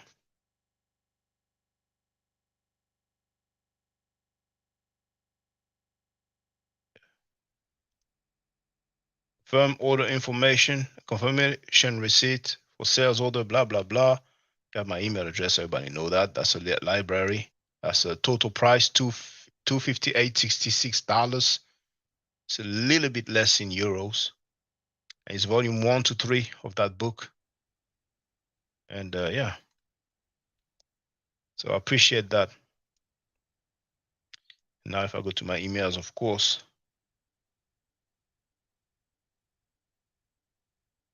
Well, I haven't received it yet, but it's gonna come. I actually received one that says, welcome to AB Books. Maybe it's because I purchased on abbooks.fr, you know, which is like the French version. But here's abbooks.com. And, you know, it's the same company. It's like Amazon, you know. Now, Danny Williams wrote, I'm the first I get to borrow it. Well, it's going to be a bit complicated to borrow it, like, you know, for me to send it to America. But anything you need on that book, man, I got a visualizer, you know what I'm saying? Or I can take pictures, man, so it's all good. He also has the pictures of the actual papyri itself, but then that's hieratic. So I don't think there's any of us that's familiar with the hieratic. But that one is a hieroglyphic transcript, you know what I'm saying? But I don't know if I said that it's in French, but, you know, I can always translate, you know what I'm saying? But that particular passage that's quoted in Wikipedia, that's what I want to go over and translate to the best of my abilities, you know, with the dictionaries that I have. It shouldn't be too difficult, you know, as long as we have the hieroglyphic transcript. If the hieroglyphic transcript is not there, there is that other PDF. It's in German. We have the hieroglyphic transcript, so maybe I'll be able to, you know, find the actual part, the actual passage. But, you know, I expect that, you know, the hieroglyphic transcript is there. It will be a disappointment if it's not the case. Now, Europe regular mail is the same time. Your X is in the place to be short. Yo, got to catch the playback. Well, that will be maybe more for people who are really into Kemet. But, you know, people wonder about slavery. Yeah, that paper from that scholar, man, it's quite thorough scholarship, a lot of quotations, a lot of authors, a lot of oath authors, a lot of artifacts, references, and plus there's also a bibliography at the end, you know, for those who want to take it further. So very informative, you know. People who could just become free, become part of the family, you know. When we see roots, even though it is plagiarized from the book called The African by Colander, if I'm not mistaken, it's called Colander. We don't have no, oh, Kunta, you're part of the family now, you know. So how long is it before Neo X goes live? Like 37 minutes. Well, you know what? Hey, let me open the lines, you know. And then when Neo X goes live, then we're gonna shift over there. I'll probably not watch the whole stream because on my end, see, it's 23 past midnight. But of course, I will catch the rest.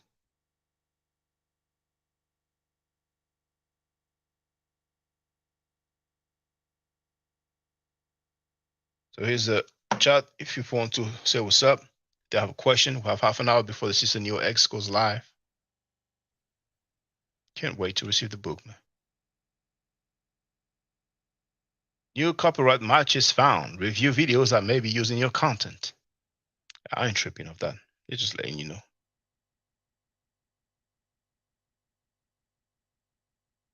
Oh, it's the video White Egypt debunked.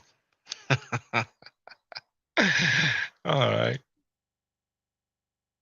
That's V Bennett's view. Oh, here's New X. How you doing, sister? Hey, bro, this is comical, bro. I had to switch my time. I'm actually gonna do my valuation about that debate. Did you get a chance to watch it with the DMG versus nobody? Did you watch that debate? No, I No. don't even know DMG. Oh, you don't. Oh, okay, you're not familiar with. Well, I'm gonna send you to. I'm gonna send you the link so you can watch the debate. But there was a debate called "Is Sinetta and the HOK good for the Black community?" And my big bro DMG was supporting Sinetta. He agrees that Sinetta is good for the for the Black community, and nobody one of DMG friends is in disagreement. But I think you really should check that debate out because I think nobody like whooped his ass. And DMG, my big brother, like we close friends. We're friends for real in real life. But yeah, you got to check that out because you should see Sinetta trying to defend himself. And I don't know, you just got to check it. But I seen the link. But I'm doing that evaluation tomorrow. Today, I decided to do that video about how he gaslight Moses. The dude, he seriously, like the dude telling you what he said, and you instead of telling him what people reported back. But he's telling you what he said, So for some reason, though, Sinetta told his audience that me and you his ops. So I said, I ain't his damn ops, bro. But I'm going to break that shit down, too, what that op stuff really mean. These niggas always trying to grab street terminology when they be old and, not in touch with the youth and shit. Like, I'm not your ops. You don't want to choose me as an enemy. I'm going to make you regret it. For real. But So, Sister Nerex, did you see that video where Sal went at his homies, Garfield, Zaya, Konat, Shaka Amos? You didn't see that one? yeah, I kind of when I was trying to catch up with your live at work, I was peeped at it a little bit. It's like they deep face these people. Yeah. Some people say that it's Lex Voltex who did it, but Sinetta played it. He played it at the beginning of his stream. So I suspect, some people receive some appointments, they were summoned or interrogated, and now he's hot, and they don't want to be associated with him. Go ahead, sister. But if Vortex made that for him, this show you how weird Sinetta is, because him and Sinetta be back and forth falling out, and Vortex actually shut down a whole event. Sinetta had a whole ceremony that he was supposed to host, and he lost a lot of money and all that shit because Vortex called and had his shit shut down. Like, yeah, why is they cool? You see how weird when I say these niggas are unstable and they weird. Yeah. But I'm not making the affirmation. It's just like some person in the chat was saying, "Oh, it's Les Vortex who did that." Apparently, he's used to do stuff like that. So I'm just saying what people said. I don't know who did it, but some people said that he was him. But what's for sure, Sinetta had it played on his stream. You know what I'm saying? I mean, even to Zayak, he had to Zayak saying, "I'm going to stop hating Africans." But he was defending to Zayak's anti-African statement not long ago. I think he's hot. The black is hot now, and he realized that people don't want to be associated with him. Rightfully so. I mean, there's a criminal trial coming up soon, and he opened his mouth saying he got video and all that. So they may want to ask him some questions, but we're gonna see. I may be wrong.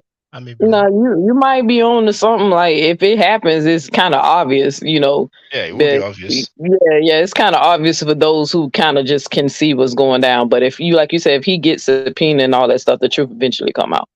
So we shall see. But that Vortex dude, I don't know, he just always hot and cold with Sinetta. So I don't take him serious. But I don't watch Sa's show, so I didn't hear about the deep face thing until you played it on your show. And then, that thing with the Moses, I ain't find that out until, I got the information because I don't watch him. I really don't watch him. Yeah. But I just wanted he did that same gaslighting thing. Instead of telling his audience that me and you are calling him a pedophile, you know what I'm saying? Instead of doing that. NQ said that. He keeps saying that we said it. And then he keeps saying that we are telling people that they support pedophiles. And I'm like, bro, at the end of the day, you It's on tape, defending York. yeah, that's why I was telling him, like, you can't get mad because somebody playing back your words, bro. But don't be trying to send that dog whistle, because what he does, he gets them riled up, and then they come over here and attack. Because you seen how they was attacking Moses with the Revolution X. We could barely understand what the fuck he was saying, but he was so emotional about it. They even called the dude Judas, and the man was not. He was actually defending Sarnetta, but they couldn't catch that he was saying, I was actually speaking up for you, Sarnetta. But whoever reported back, just because he appeared on my panel, he's taking sides. You see how they can't even listen and judge righteously because they so fucking sick in the head, bro. But I'm gonna do my show about it today. I'm gonna call some of that shit out. But I also wanted to click on the link to tell you, bro, Chris Harris don't got caught checking out my social media, bro.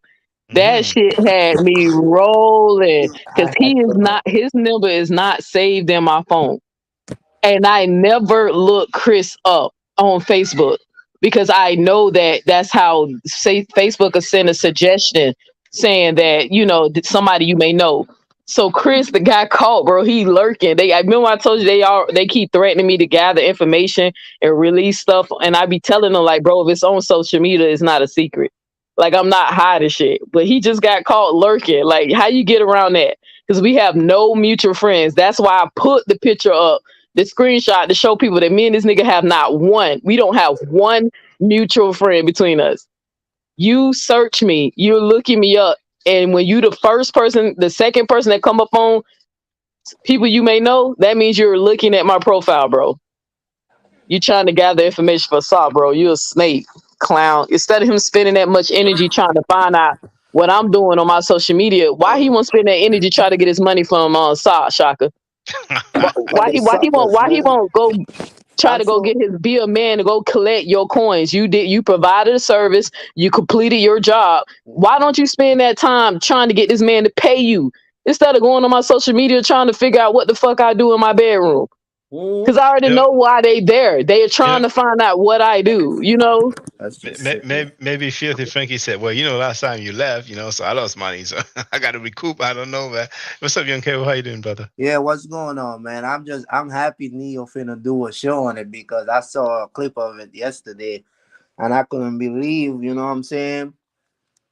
Moses could have left, but he got character and he trying to prove, you know what I'm saying? He mutual with the situation, but if it was me, I would have just go about my business because he knows Sarnetta full of it, and he telling Sarnetta in his face that he already told him all these things about him being what do you call that when you say infiltrate by the government and whatever? What do you call that? COINTELPRO. Investigation? Yeah, COINTELPRO? Yeah. So Moses told that to Sir? Yes, he been said that. That's why I don't understand why Sarnetta acting brand new, bro. Yeah, and he said it again last night. And man, these people just some simps, bro. This, like Neo said, man, he's an embarrassment. They be making people from the islands look bad. I think he not from the Virgin Islands, but one of the Caribbeans. I don't know if it's Dominica, Antigua, whatever. And you couldn't understand what he was saying because this guy, like, bro, yeah, he acting like he's a dodo and people all over the world don't have books and internet and all of that stuff to learn just like everybody else. He talking about what Sarnetta do so wrong. You ain't been seeing the videos. You ain't been seeing what Sarnetta call people and disrespect people and cause feud. He even called people name when he was on the show. He don't never have nothing to say about it. All of them do that. Sarnetta will curse everybody, disrespect them, they be mute. But when somebody else do it or come on the show, they always want to give their opinion. And the guy crying. I'm like, bro, who was kissing crying? Ass, huh? Who was crying? Revolutionary. Ain't nothing about him revolutionary. You know what I'm saying? So he needs Whatever to his change that name. name. What do you mean he was crying? Like He was literally crying, saying, "What did Sarnetta do so wrong? You went over there, you got caught, you were Judas." Like he was so emotionally invested. into Is what Lillian Moses, crying? yes, Tears he coming really out? No, not tears. no, like we like crying, like complain the way Oh, he was okay, pleading. complaining. You know, Okay, okay. camera quality was too fucked up, so Oh, I can't tell if he actually had a tear. It was already hard enough to understand what he was saying. But when I Yeah. had to keep going back and I had to keep rewinding to listen to what he's saying, I was like, bro, you didn't even hear what the man said on the show. You just automatically believe in what Sinetta saying, even though Sinetta got a history of lying and dog whistling. And He he got knows the that. worst researchers in the fucking world. They're terrible at their job. This man clearly told you, and even when you think you had him, you read one of the screenshots, and it's exactly what the fuck he said. He said to you in your face. You know, like they just full of shit. They just wanted to get on his ass, like how They they got want on to prove a Tory point. for hitting that link, not hitting the link, but for coming over there. That's what he's really mad about. He's not mad about what he so-called said. He mad because Moses support the channel. And the Yep. reason why Moses support the channel is because the first time I came across Moses on Sinetta's show, Sister Nepal literally called the man crazy and that he need to get help and he needs, like, she's some kind of psychologist or something, because he started talking about the history of the Nephilim and the Nazarenes and all that shit in the Bible, stuff that they're not familiar with. He was trying to teach them a Bible in a different perspective. So they called the man crazy to dismiss him because they didn't understand. But I understood because I'm familiar with those teachings. So I backed him up to saying, hey, don't call him crazy because y'all are not familiar with what he's saying. These are actually teachings and doctrines people teach based off the Bible. He's not crazy. Y'all just don't understand. So that's why he always came and supported me, because I backed him up when they called his ass crazy. we'll see soon, man. For those who don't know, June 22nd, pre-trial. July 3rd, trial. And maybe some people started singing. Maybe some people started snitching already. Because, you know, for Filthy Frankie to just blast his homies, there's a reason. Hey, Shaka, in this debate that I told you my boy DMG did on his platform, they claim that Sinetta never called himself Filthy Frankie. That's how I got the name. I never heard nobody say that. I gotta He see that said, debate. Yeah. I want to yeah, see that he debate. said, like, I'm like, bro, I heard Sinetta call himself Filthy Frankie out his own mouth.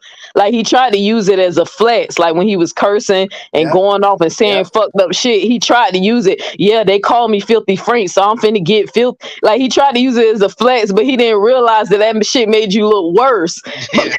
You know what I'm saying? If they calling you Filthy Frankie, bro, that shit is not a flex. That ain't no name to be proud of, dog. Yeah. So that's why I said that's how I never heard nobody else call him Filthy Frankie except for out his own fucking mouth. But they tried to even lie about that, said nobody called him that. And I was like, bro, y'all just be up here. I love my bro DMG, but I ain't gonna never understand why he took that position. But yeah, hey, Sister Neox, that DMG stuff you're telling me about, is it the same live stream where Moses was on? I don't know. I didn't watch it. I only went fast forward to where Moses appeared. So I don't know. Nah, I don't think so. That's a debate. GMG and nobody or something. That was Yeah, on Sanetta? Nah, no, the DMG versus nobody, that was on DMG's channel. Okay. So Okay. Now, yeah. Sister Neox, did you see when Young Hill went on Q Butter's channel, Sada got on, shouting and getting crazy? Then I went there. Yeah, And once he's again, stalking Sanetta me got now. on. Yeah, he's talking Young Hill. Young Hill was chilling. He was there for like half an hour, if not more. And Sai got on, man, that guy's a fake. Crying Yeah, like I a made him sucker. look stupid again. You didn't see that one, Neox, did you? Nah, I don't even watch Q Butter because he a homophobe, bro. Like he too Yeah. opening with it. Like I said, if you don't condone it, if you have a problem with it, you can do it in a classy, tasteful, and respectful way. You can just say, look, I don't support it. And then you can give your reasons regardless if it's your religion or whatever. But him, like Q Butter, is just too hateful with it. So I don't watch nothing he say at all, But nah, I ain't heard about that. And I'm telling you, Shaka, I don't follow these niggas. Like that's why Sonetta act like he spoke, like he introduced us. Only person I follow on his show, it was Chris until we fell out, and Jabari. The rest of them niggas I don't subscribe to, and DMG. But other than that, I don't listen to nobody else that come on Shaw's show. Yeah. Well, I went there, and Cuba, he let me speak. He did let me speak, but Sai wouldn't let me speak first. Before Sai was one of Sai's groupie. You know what I'm saying? I think he's in LA and all that, so we were cussing each other out. He cursed my mother. I said, I ain't gonna curse your mother. I don't get down like that. So I later got on, he said, F your daughter, F your mother. I said, yeah, I ain't gonna curse your family. I ain't like that. You know what I'm saying? But I did curse him out though.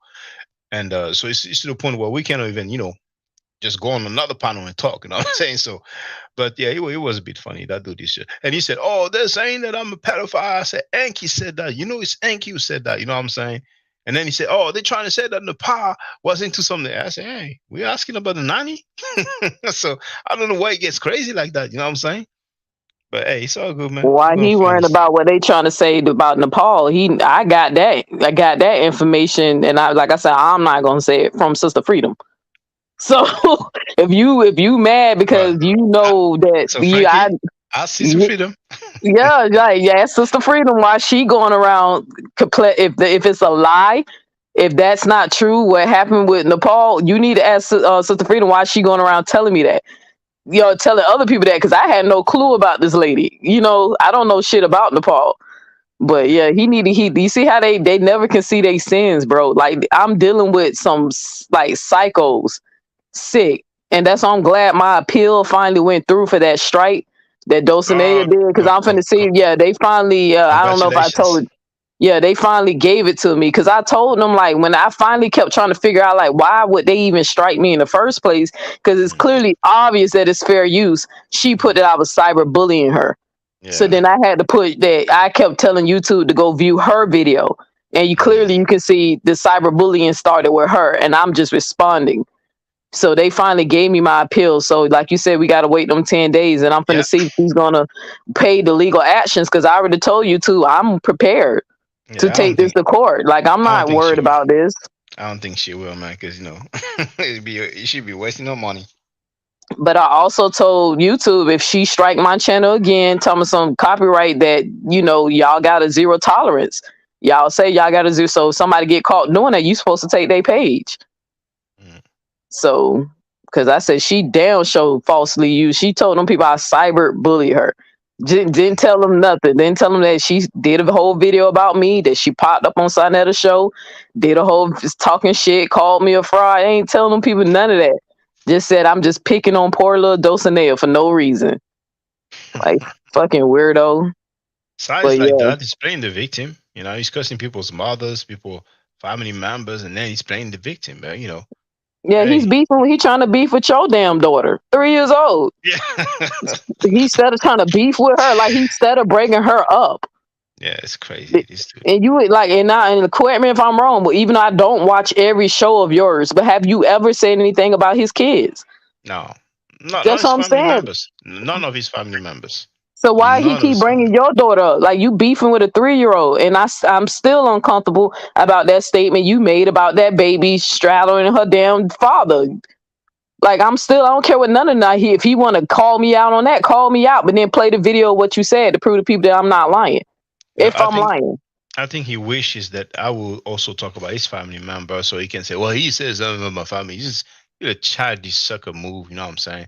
But hey. Don't stoop down that low. No grown ass man gonna attack no children. I'm not used to that. Yeah, me neither. Real men don't never do them kind of thing just because they're having a dispute with another man.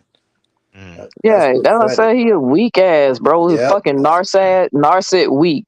Now he telling people I'm his ops. Like, you trying to dog whistle, bro, so these people can come over here and attack me. I ain't your fucking ops, but if you want to go there, if you want to choose me as an enemy, just like I told Dulcinea, I'm gonna make you regret it. I'm not your enemy. I just don't fuck with you. That's period. I'm not your enemy though. I don't be going behind the scenes sending Chris Harris to gather information so they can dox and all that stuff. Like, we already know your dad gonna run the background. I already told people about my criminal charges. I ain't worried about that. And everybody knows it's obvious what I do for is my lifestyle. So y'all the one looking stupid trying to call yourself exposing it. You know what I'm saying? Like, it's not a secret. I have like 3 social medias, TikTok, Instagram. Like, my lifestyle is plastered all over there. So you're not exposing anything. You're just showing how pressed y'all is, and that you ain't got shit else on me but some homophobic rants. That's all you got. So fuck all them niggas. Like, when I say fuck them, fuck them. But when I tell you, I bust out laughing when I seen that shit on my Facebook. I said, this nigga lurking. He lurking. But I bet you won't go collect that money though. You still won't get that money from Saw. Now, David David has written, hold on, sister. I'm sorry, hold on. Sister Freedom said she was being inappropriate with children. So he's asking. Look, I don't know, bro. I'm not getting into that. Leave me alone. I'm saying what Shaka just said, that if Sinetta wants to get upset about whatever people are saying about Nepal, he needs to check Sister Freedom. Because the statement that I refuse to say is because, I heard from Sister Freedom, and the reason why I won't say anything about it is because Nepal has children. That's why. And then it's an alleged, I can't prove that what she's saying about Nepal is true or whatever. But just know I got the information from Sister Freedom. Yeah. Like I told him, I'll pay the $200 and for myself and for the lie detector test, since they believe in that shit so much. That's the reason why the IUSPK, whatever they name, that's the reason why they believe that the dude in they group who got charged with rape and molestation, the reason why they believed him, because he beat a lie detector test. So I told him I'll take a lie detector test, and everything I said questioned me. Sister Freedom gave me some dirt apparently about Nepal that I wish I never knew. But if it's true, that's fucked up. But for the sake of her children, I'm not repeating that shit. No, David, it's clear. It's clear. I mean, what the sister said is clear. She heard it from Sister Freedom, But somebody was saying in the chat that there's a newspaper article, some article about that, says so. Somebody knows, feel free to share it. You know what I'm saying? It's an allegation at this point. It doesn't come from me. You know what I'm saying? But I guess we find out. Some serious, trial coming up. So yeah, David, I'm not tiptoeing. I'm just the type of person. Like, at the end of the day, bro, I have a form of integrity. I do the right thing without somebody have to tell me to do the right thing. And for the sake of her kids, I'm not finna say that out. If somebody else wanna say that, then that's them. I'm not judging them. But for me personally, I don't want her kids to hear me say some shit like that, especially if the shit is false. Yeah, I understand. But ask questions, brother and sister. Hey, you ever heard, sometimes like that? Yeah, you didn't know he's the article. Oh, you didn't know he's the court summary. Oh, he's a court transcript. Oh, he's the family member of the victim. If that is true, sometimes, you never know. You never know. News travel fast, as people say. Well, if somebody can find that article, I'll be happy to take a look and glance at it if there's an article. So, but as far as I know, I didn't get a receipt on it. Nobody emailed me about a receipt. But if somebody got the receipt, I'll review it and then I'll tell you what she said. But until then, no, I wouldn't even tell you what she said. I'll just read what the article say. But for the sake of that lady kids, I'm not saying that shit. Because it's more to it than just allegate. It's a lot that she said. Well, hey, could be one day we'll find out. Maybe she fall out with them. Maybe Filthy Frankie is gonna put a lady on timeout and can say, "Oh, it's like that." Then, "Oh, then F it then." You know what I'm saying? Blah blah blah blah blah blah blah. David, I'm only gonna explain this shit one more time. If I had He's proof, just teasing you, sister. He's just teasing I'm gonna say, if I had proof that she. Okay, trust me, because if I had proof that she did this, I would be the first one open up my mouth and expose her ass. But being that this is something that I cannot prove, and Sister Freedom told me this, like I said, it's not like it came from a reliable source. Yeah. Came from Sister Freedom. And trust me, if I had proof, then I would have no choice but to speak out, because I've been advocating against sexual assault against women and children for years. So, but if I had proof, brother, I ain't scared of them. I would come out and just say it. Yeah, we have to be careful. Because at this one, it's an allegation. It's an accusation. It doesn't come from us. You know what I'm saying? V Bennett, Neo X, can we pay you for the information? Well, it sounds to me like Neo X ain't gonna talk about it publicly, but I don't know if privately she wants to talk about that. You know what I'm There's saying? But nothing to talk about. She yeah. don't have no proof, and like she said. yeah. Yeah. So you know. Anyway, Yeah. there's no need to be putting out allegations there, and you know how they like to attack people and say slander. So that's the last thing you want to do, and have some kind of respect about yourself. You know what I'm saying? Like people need to stop with these. It's getting out of control. You know what I'm saying? But Ain't it though? But now, Bennett, like for some, I don't sell my soul for money, bro. I don't have a price on my reputation like It was a Sarnetta. joke. It was a joke. Yeah, I know, but he know I ain't got no, 'cause just like we know Sarnetta, there's a price on his reputation. We know $400. He'll ignore you after you. Did he say 400? The Inky pay him 400 or something? Yep. We know.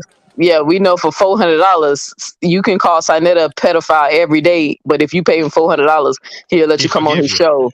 And promote your bullshit and your scamming and shit. We know that he got a price. His price is $400.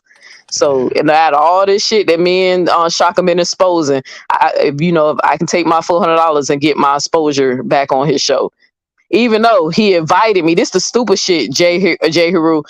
After all that shit he said about me on the live, the day before, I got a screenshot of him telling me to come back to his show. You know what I'm saying? Walking me back, telling me to come back. But if I'm so such a no, oh, okay.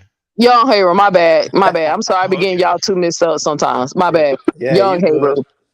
But there's a screenshot of him walking me back, telling me to come back to the House of Consciousness. But you telling your people I called you a pedophile, that I'm your op, and I'm so this and I'm so that. Then why are you trying to walk me back, bro? If you got proof that I called you a pedophile, then sue me. Sue me. That is slander, especially if I can't prove it. Sue me. Where's the receipt? Just play one video of me saying the shit. He knows that's Enki, and Enki obviously has some stuff on him. Because he ain't got no smoke for Enki. You know what I'm saying? Yep. Yeah, we'll find out. You know what I'm saying? I mean, damn, it's June 6th already, man. You know what I'm saying? So it's like in 2 weeks. In 2 weeks, man. Pre-trial, man. Maybe, hey, man, we're gonna find out so much stuff, man. 4 years ago, the attorney, Aikisha Shabazz, she already made a video say, if you have been scammed by Polite, contact me. So when it comes to the scamming, it's probably a folder that's like so large that, I cannot even, show it like that with my arms. Like it's probably huge. So Al Capone, they didn't get him for the alcohol during the Prohibition. They didn't get him for the murders, the Valentine's Day massacre. They got him for tax evasion, man. The same. And here we're not dealing with tax alone. The main charge is the sexual abuse of a 14-year-old girl. But then, they may be interested in all the stuff. But go ahead, Neo X, you wanted to speak, feel free. Yeah, I'm gonna say this one thing that I gotta go because my show gonna start in like 10 minutes. But also I got a clip of Sarnetta saying that he knew Polite was a scammer. Like I don't know if he misspoke or he don't realize what he said. He said, when I found out that Polite was a scammer, I stopped letting him promote his products and stuff on my show. Like, so admitting. I played him saying that he was scammed by Polite. He was scammed for like thousands of dollars. And he said, then Polite offered to give him $10,000. And he said, let's tell the people it's a donation. And Sarnetta said, well, I don't give a F as long as the money's in my pocket. Sarnetta literally said live on air that Polite scammed him. Sarnetta was scammed by Polite. So what you're saying doesn't surprise me at all. We heard that. Yeah, and see how I don't even know a lot of this stuff. I don't even know. That's why I was telling him, like, I'm judging you off of my. Uncle Shugi has all those tapes, but I've been playing them. Ching Ching as well been telling me the timestamps of different videos. Yeah, it's all over. Yeah, because it's not on his page because he stayed deleting shit. No, on his page, no, he deleted that. He stayed. Other people got that. So. Yeah, he deletes shit real quick. He was in beef with, got some receipts on him, even if he delete them. But okay, because I was like, damn, he just said when I found out the Yeah.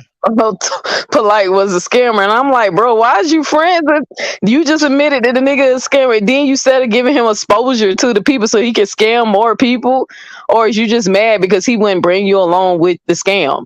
Like maybe he realized you ain't smart enough to go through this like this dude going to Hollywood now. Now he got to scam the big dogs. So he needs somebody who know what the fuck they doing. Maybe he felt like he couldn't take you with him with that damn scamming shit, bro. Like, but I heard that. I don't know if it's true, but some people say that Method World Peace was scammed by Polite, because when he got on the Breakfast Club, he was with that dude Method World Peace, you know what I'm saying? yeah, I don't know if it's yeah, true. That's what I heard, you know what I'm saying? Yeah, I You know, heard yeah, that I too. hope he didn't scam Mayweather. yeah. Mayweather team will fuck his ass up. So everybody know Mayweather team is not to be played with. Yeah, but I think they want to avoid trouble. If that's the case, they will go the legal route. You know what I'm saying? You don't want to be known for scamming the wealthiest athlete in the world. You know what I'm saying? But Or real shot callers. Like Mayweather team ain't no regular nigga. You get what I'm saying? Like Mayweather got some people around him, bro. Like he ain't my favorite boxer of all time, but he damn sure one of my favorite businessmen of all time. So Mayweather's that man, bro. But anyway, let me go ahead and take off. Like I said, this shit is just hilarious. Not Sonnet is clearly a fucking narcissist. And you see, he keeps going after anybody who comes on and show me just a slight support or some type of love. Because Moses was clearly mutual. You feel what I'm saying? Like I even had to block Moses when he made a ignorant comment saying that gay people are all pedophiles. He said something like that. I might be misquoting him, but he made a comment that was ignorant, saying that gay people is the reason why pedophiles exist.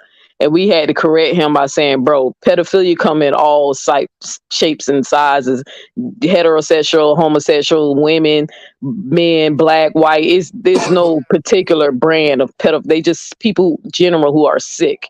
So I remember I had to block Moses because he did say something out of pocket. And then after a few days, I unblocked him once he, got off that shit. So clearly the man was being mutual, but Sinetta couldn't see that. He was just so messed up about him supporting me, period. Showing me some love. But the reason why the man showing me some love is because I supported him when he was on your show when y'all was attacking him. And I didn't even know the man. I just don't like bullies. So, but all right though, I'm out. And I see you put my video in your chat. Thanks for showing the link, bro. You hilarious. no problem. Yeah, basically 4 minutes. 4 minutes, the live stream is gonna start. So I'll wait till you start, then I end mine, and we can move to you. You good? So all right, let me go ahead and get prepared. I'll see you later. All right, see you. Yeah, see you. Yeah, that's what's up. Yeah, thank you. Storm sent me something. Imhotep University TV also. And yeah, I appreciate that. You know what I'm saying. And when I received the books, gladly show them, go through the book and stuff like that. You know what I'm saying? Just like, I was very happy and proud when people sent me some money for the museum trip and I was filming myself, around the way, the mountains, stuff like that, and just filming myself in front of the museum saying, that I deliver for real, you know what I'm saying? And yeah, you look out for me, I look out for you. It's nice, man. I do appreciate that, Young Harry was saying a little something, B. Bennett, you know what I'm saying? And maybe other people also after the live stream will send a little something, and that's what's up. You know what I'm saying? The next big thing is going to be the brand new museum in Egypt, which will be the largest museum in the world. You go in Egypt? Well, I don't know when. I don't even know when the museums will open. They don't have any opening date yet. But the museum is about complete. It's like it's not complete 100%. It's like 98% complete already. So they haven't announced yet any opening date, but yeah, I see what's up. But I want to know if we're allowed to film though, because if we can just take pictures, I'm not in a rush. Right. So if we can film, then hey, yeah, I'd be happy. I mean, I would like to go for the opening, but if I don't know if we can take video footage, it's gonna be too much of a risk, Yeah. I'll be dang. It's just pay to get there, and I found out we cannot film. I mean, the pictures is cool, but it's better to be able to film. You know what I'm saying? I see what's up. But that's we don't have a date for that. You know what I'm saying? That's what's up, man. Yeah, we're gonna shift to New X when she starts. I'm waiting for it to start, and Yeah, then I'm we're gonna gonna see go what's over there. going on. Yeah. Yeah, he stopped the whole show, Shaka. He stopped the whole show when Moses come on. And it was about some alkaline clown dude. And yeah, man, like But that do you like think 10, do you think 15, that's 20 do you minutes. think that's kinetic energy, or is it a different dude? Oh, alkaline, Yeah, because kinetic energy. the You light know, skinned dude. well, it's I not don't light skin. know. It might be a different guy. It's a white dude. Yeah, probably. Because I saw him once. He came on the panel, but the He, camera was like a bit far away he be distance away. doing But them yeah, go ahead. alkaline foods and all of that other stuff. All right. Yeah. But yeah, man, it just sidetrack him, he been in his feelings. So he had to stop the show for like 15 minutes. I'm To like, give to do the lesson, a moral yeah, lesson. Same dude who talks about children spreading their legs and saying F your mother, F your children, and now he yep, has more lessons to give. Okay. yep. All That's right. the thing. He don't try to act like they innocent. Yeah. It's crazy, man. All right, man. He has no Anyway, more lessons when he goes against his homies, though. yeah. I wonder what's up with Garfield, man. Yeah. I haven't heard Garfield. Garfield used to be like, "Yeah, I want all the smoke. I want all the smoke." And you don't want to smoke now? I don't know what's going on, but something's up. Yeah, well, I don't see them live streaming now. You know what I'm saying? I don't know. I don't see anybody that that's important now on Scam Cheddar's panel. Nope. Looks like he's doing a recruitment drive. Looking for new talent. Yeah. You check it out. He's on some Yeah, American that's what's Idol going type on. of vibe. That's what's going on. It's only the butler. The butler Reggie is still Oh down with yeah, him. he's always there to carry his bags. You know that. So you could get a lunch, get some food.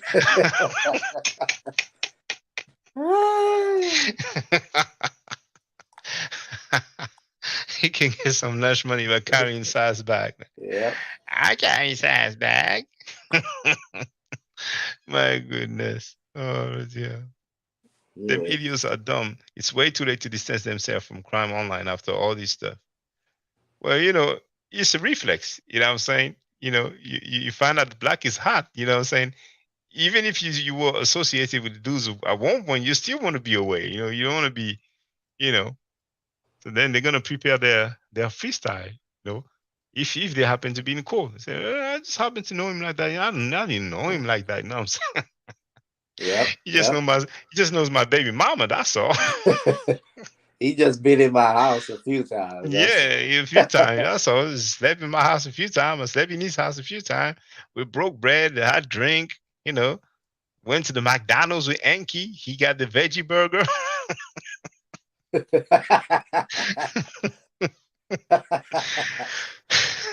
It's gonna be funny, man. Yeah, they funny, man. No, it's gonna be amusing, man. Uh-huh. They waited to the last month. Yeah, they waited but hey, they probably thought it was a joke. They probably thought that it's only polite. There's gonna be some situation, man. Zion X is there. Yeah, I got. Hey, see my phone. When you argued with Woof Woof, I got it. I recorded it. They may want to ask you what was it about. What did it say? What did they argue about? Was it jealousy? He cheat on her? How old was the girl? Who was the girl? We'll see. Yeah, I will see. Let me see if New X has started. Uh-huh. Not yet. It says waiting for New X. Oh. Oh, yeah. Stay tuned, brothers and sisters. June 22nd, pre-trial. You may hear, okay, plea deal. Your Honor, I'd like to make a plea deal. You know what I'm saying? That's some important information that may be of interest for the Federal Bureau of Investigation. Gonna help you solve some unsolved crimes, some transactions. You know what I'm saying? People is asking, has Zion Lex been online? Well, good question. Let me put Zion Lex. Zion Lex. Yeah. videos 2 days ago, 5 days ago. That's videos. What about live streaming? Live streaming is 4 months ago. He knows better. Look at Design Lex TV. You see, he has a few videos, yes. But live, 4 months ago, man. He knows better. He knows better. Oh, Enki. Dang. What happened to Inky? He talking Well, about he him? had Enki. He had Enki 9 months ago, so they know each other. Well, but Enki, I Oh, think he's from Brooklyn, and Zion Lex, I think he's from Brooklyn as well. So you know. But yeah,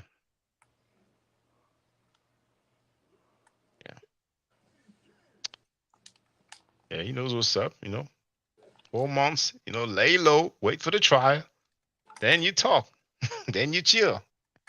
Anything you say can be turned against you, man. yep. That's a fact. Gonna be signed, man. Gonna be signed, man. Dang. It's gonna be something, man. It will. Starts turning against his friends. Why? I wonder why. What could it be? They're not picking up the phone. They're not answering emails. Yep. You may have seen some of them in the street. They were just like act like they didn't see him. Like, hey, what's up? What's up? What's up? Garfield, what's up? Zayak, what's up? Good night, what's up? They're acting like they're on the phone. Like, oh, it's like that. All right, F y'all then. Yep. The talkers. My goodness. Man, this ain't no YouTube beef, man. This is a trial, man. Criminal trial, man. Yep. You're on tape saying you ran off with a 14-year-old girl. He scammed you. He robbed from women and children. Then you try to get him on your panel. Then you're on tape defending Malachi York. Oh my goodness. So nobody know nobody now. Yeah. Yeah. Oh, that was just an online buddy. You know what I'm saying? And Butler Reggie, there's a video. I came across that video today, man. General Yohana, the leader of ISUPK. I don't know how you spell it. Saying that Dr. Ben is an agent. Who? The leader of the ISUPK. He said Dr. Bennett was an agent? Yeah, and guess whose channel it is? The House of Conscious Mess. And Butler Reggie's been defending the ISUPK like a punk sucker, and he claims to be a student of Dr. Ben. Yeah. When ISUPK had that fight or altercation with the IUIC, Punk Butler Reggie was defending ISUPK. Like he was some sort of lawyer or something.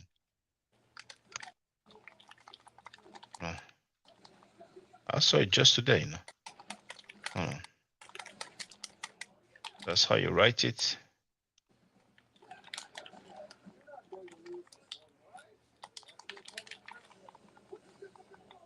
Dr. Ben, agent. There it is.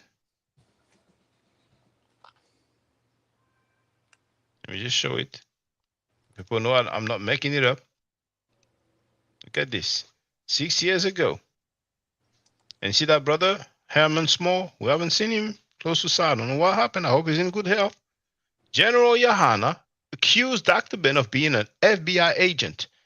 And then we are closer to white people than Africans. Did they ask him for the paperwork about Dr. Ben being an agent? This shit is sick, man. Yep. That's not gossip. So if we talk about woof woof, then it's just fair game. We don't have a paperwork. They don't have any paperwork, do they? Yep, exactly. We could call him anything we want to. These people are just full of it, man. Shaka. All Stone wrote, all these crooks and clowns know each other. Yep. Who do you think they taking stabs at? But it sounds like they watch your channel a lot. But yes. I don't know what you're talking about. Who's taking stabs at? I'm not sure what you're talking about. Now, Sister New X hasn't started yet. Not yet, so shouldn't be any. Should be really soon. It's been said the whole Black History section was a government setup, except over the foolishness. I mean, those guys, man, you know, they are defending a guy who was found guilty of molesting a child. So, you know, the child was so young, they don't even want to say the age. That's how young the child was. Man, it's gonna be something, man. Gonna be something. Yeah. June 22nd, July 3rd. Oh my goodness. Bro, No Light is not just an online buddy. They have vacation together in Florida and California. They film themselves chilling in other places, man. You know what I'm saying? So some people may want to ask some questions like, you know, hey, what do you know? Where you been? What did you do? You know, how'd you get down? Nature Boy, the same Nature Boy that's Filthy Frankie wanted to have on his channel. He lets his son play with his penis. He let that happen. He said it. So they may ask, and he said, that's how I get down. And they ask, you know, Filthy Frankie, how do you get down? How did you and Polite used to get down, you know? So how much did he rob you of? Thousands of dollars? Did you said he robbed from women and children? You mind telling us who? Do you have any paperwork? Yep. Dr. Yuck, baby Yuck. Yeah, what did you mean? What did you mean when you said that? What did you know? What did you know then? That was years ago.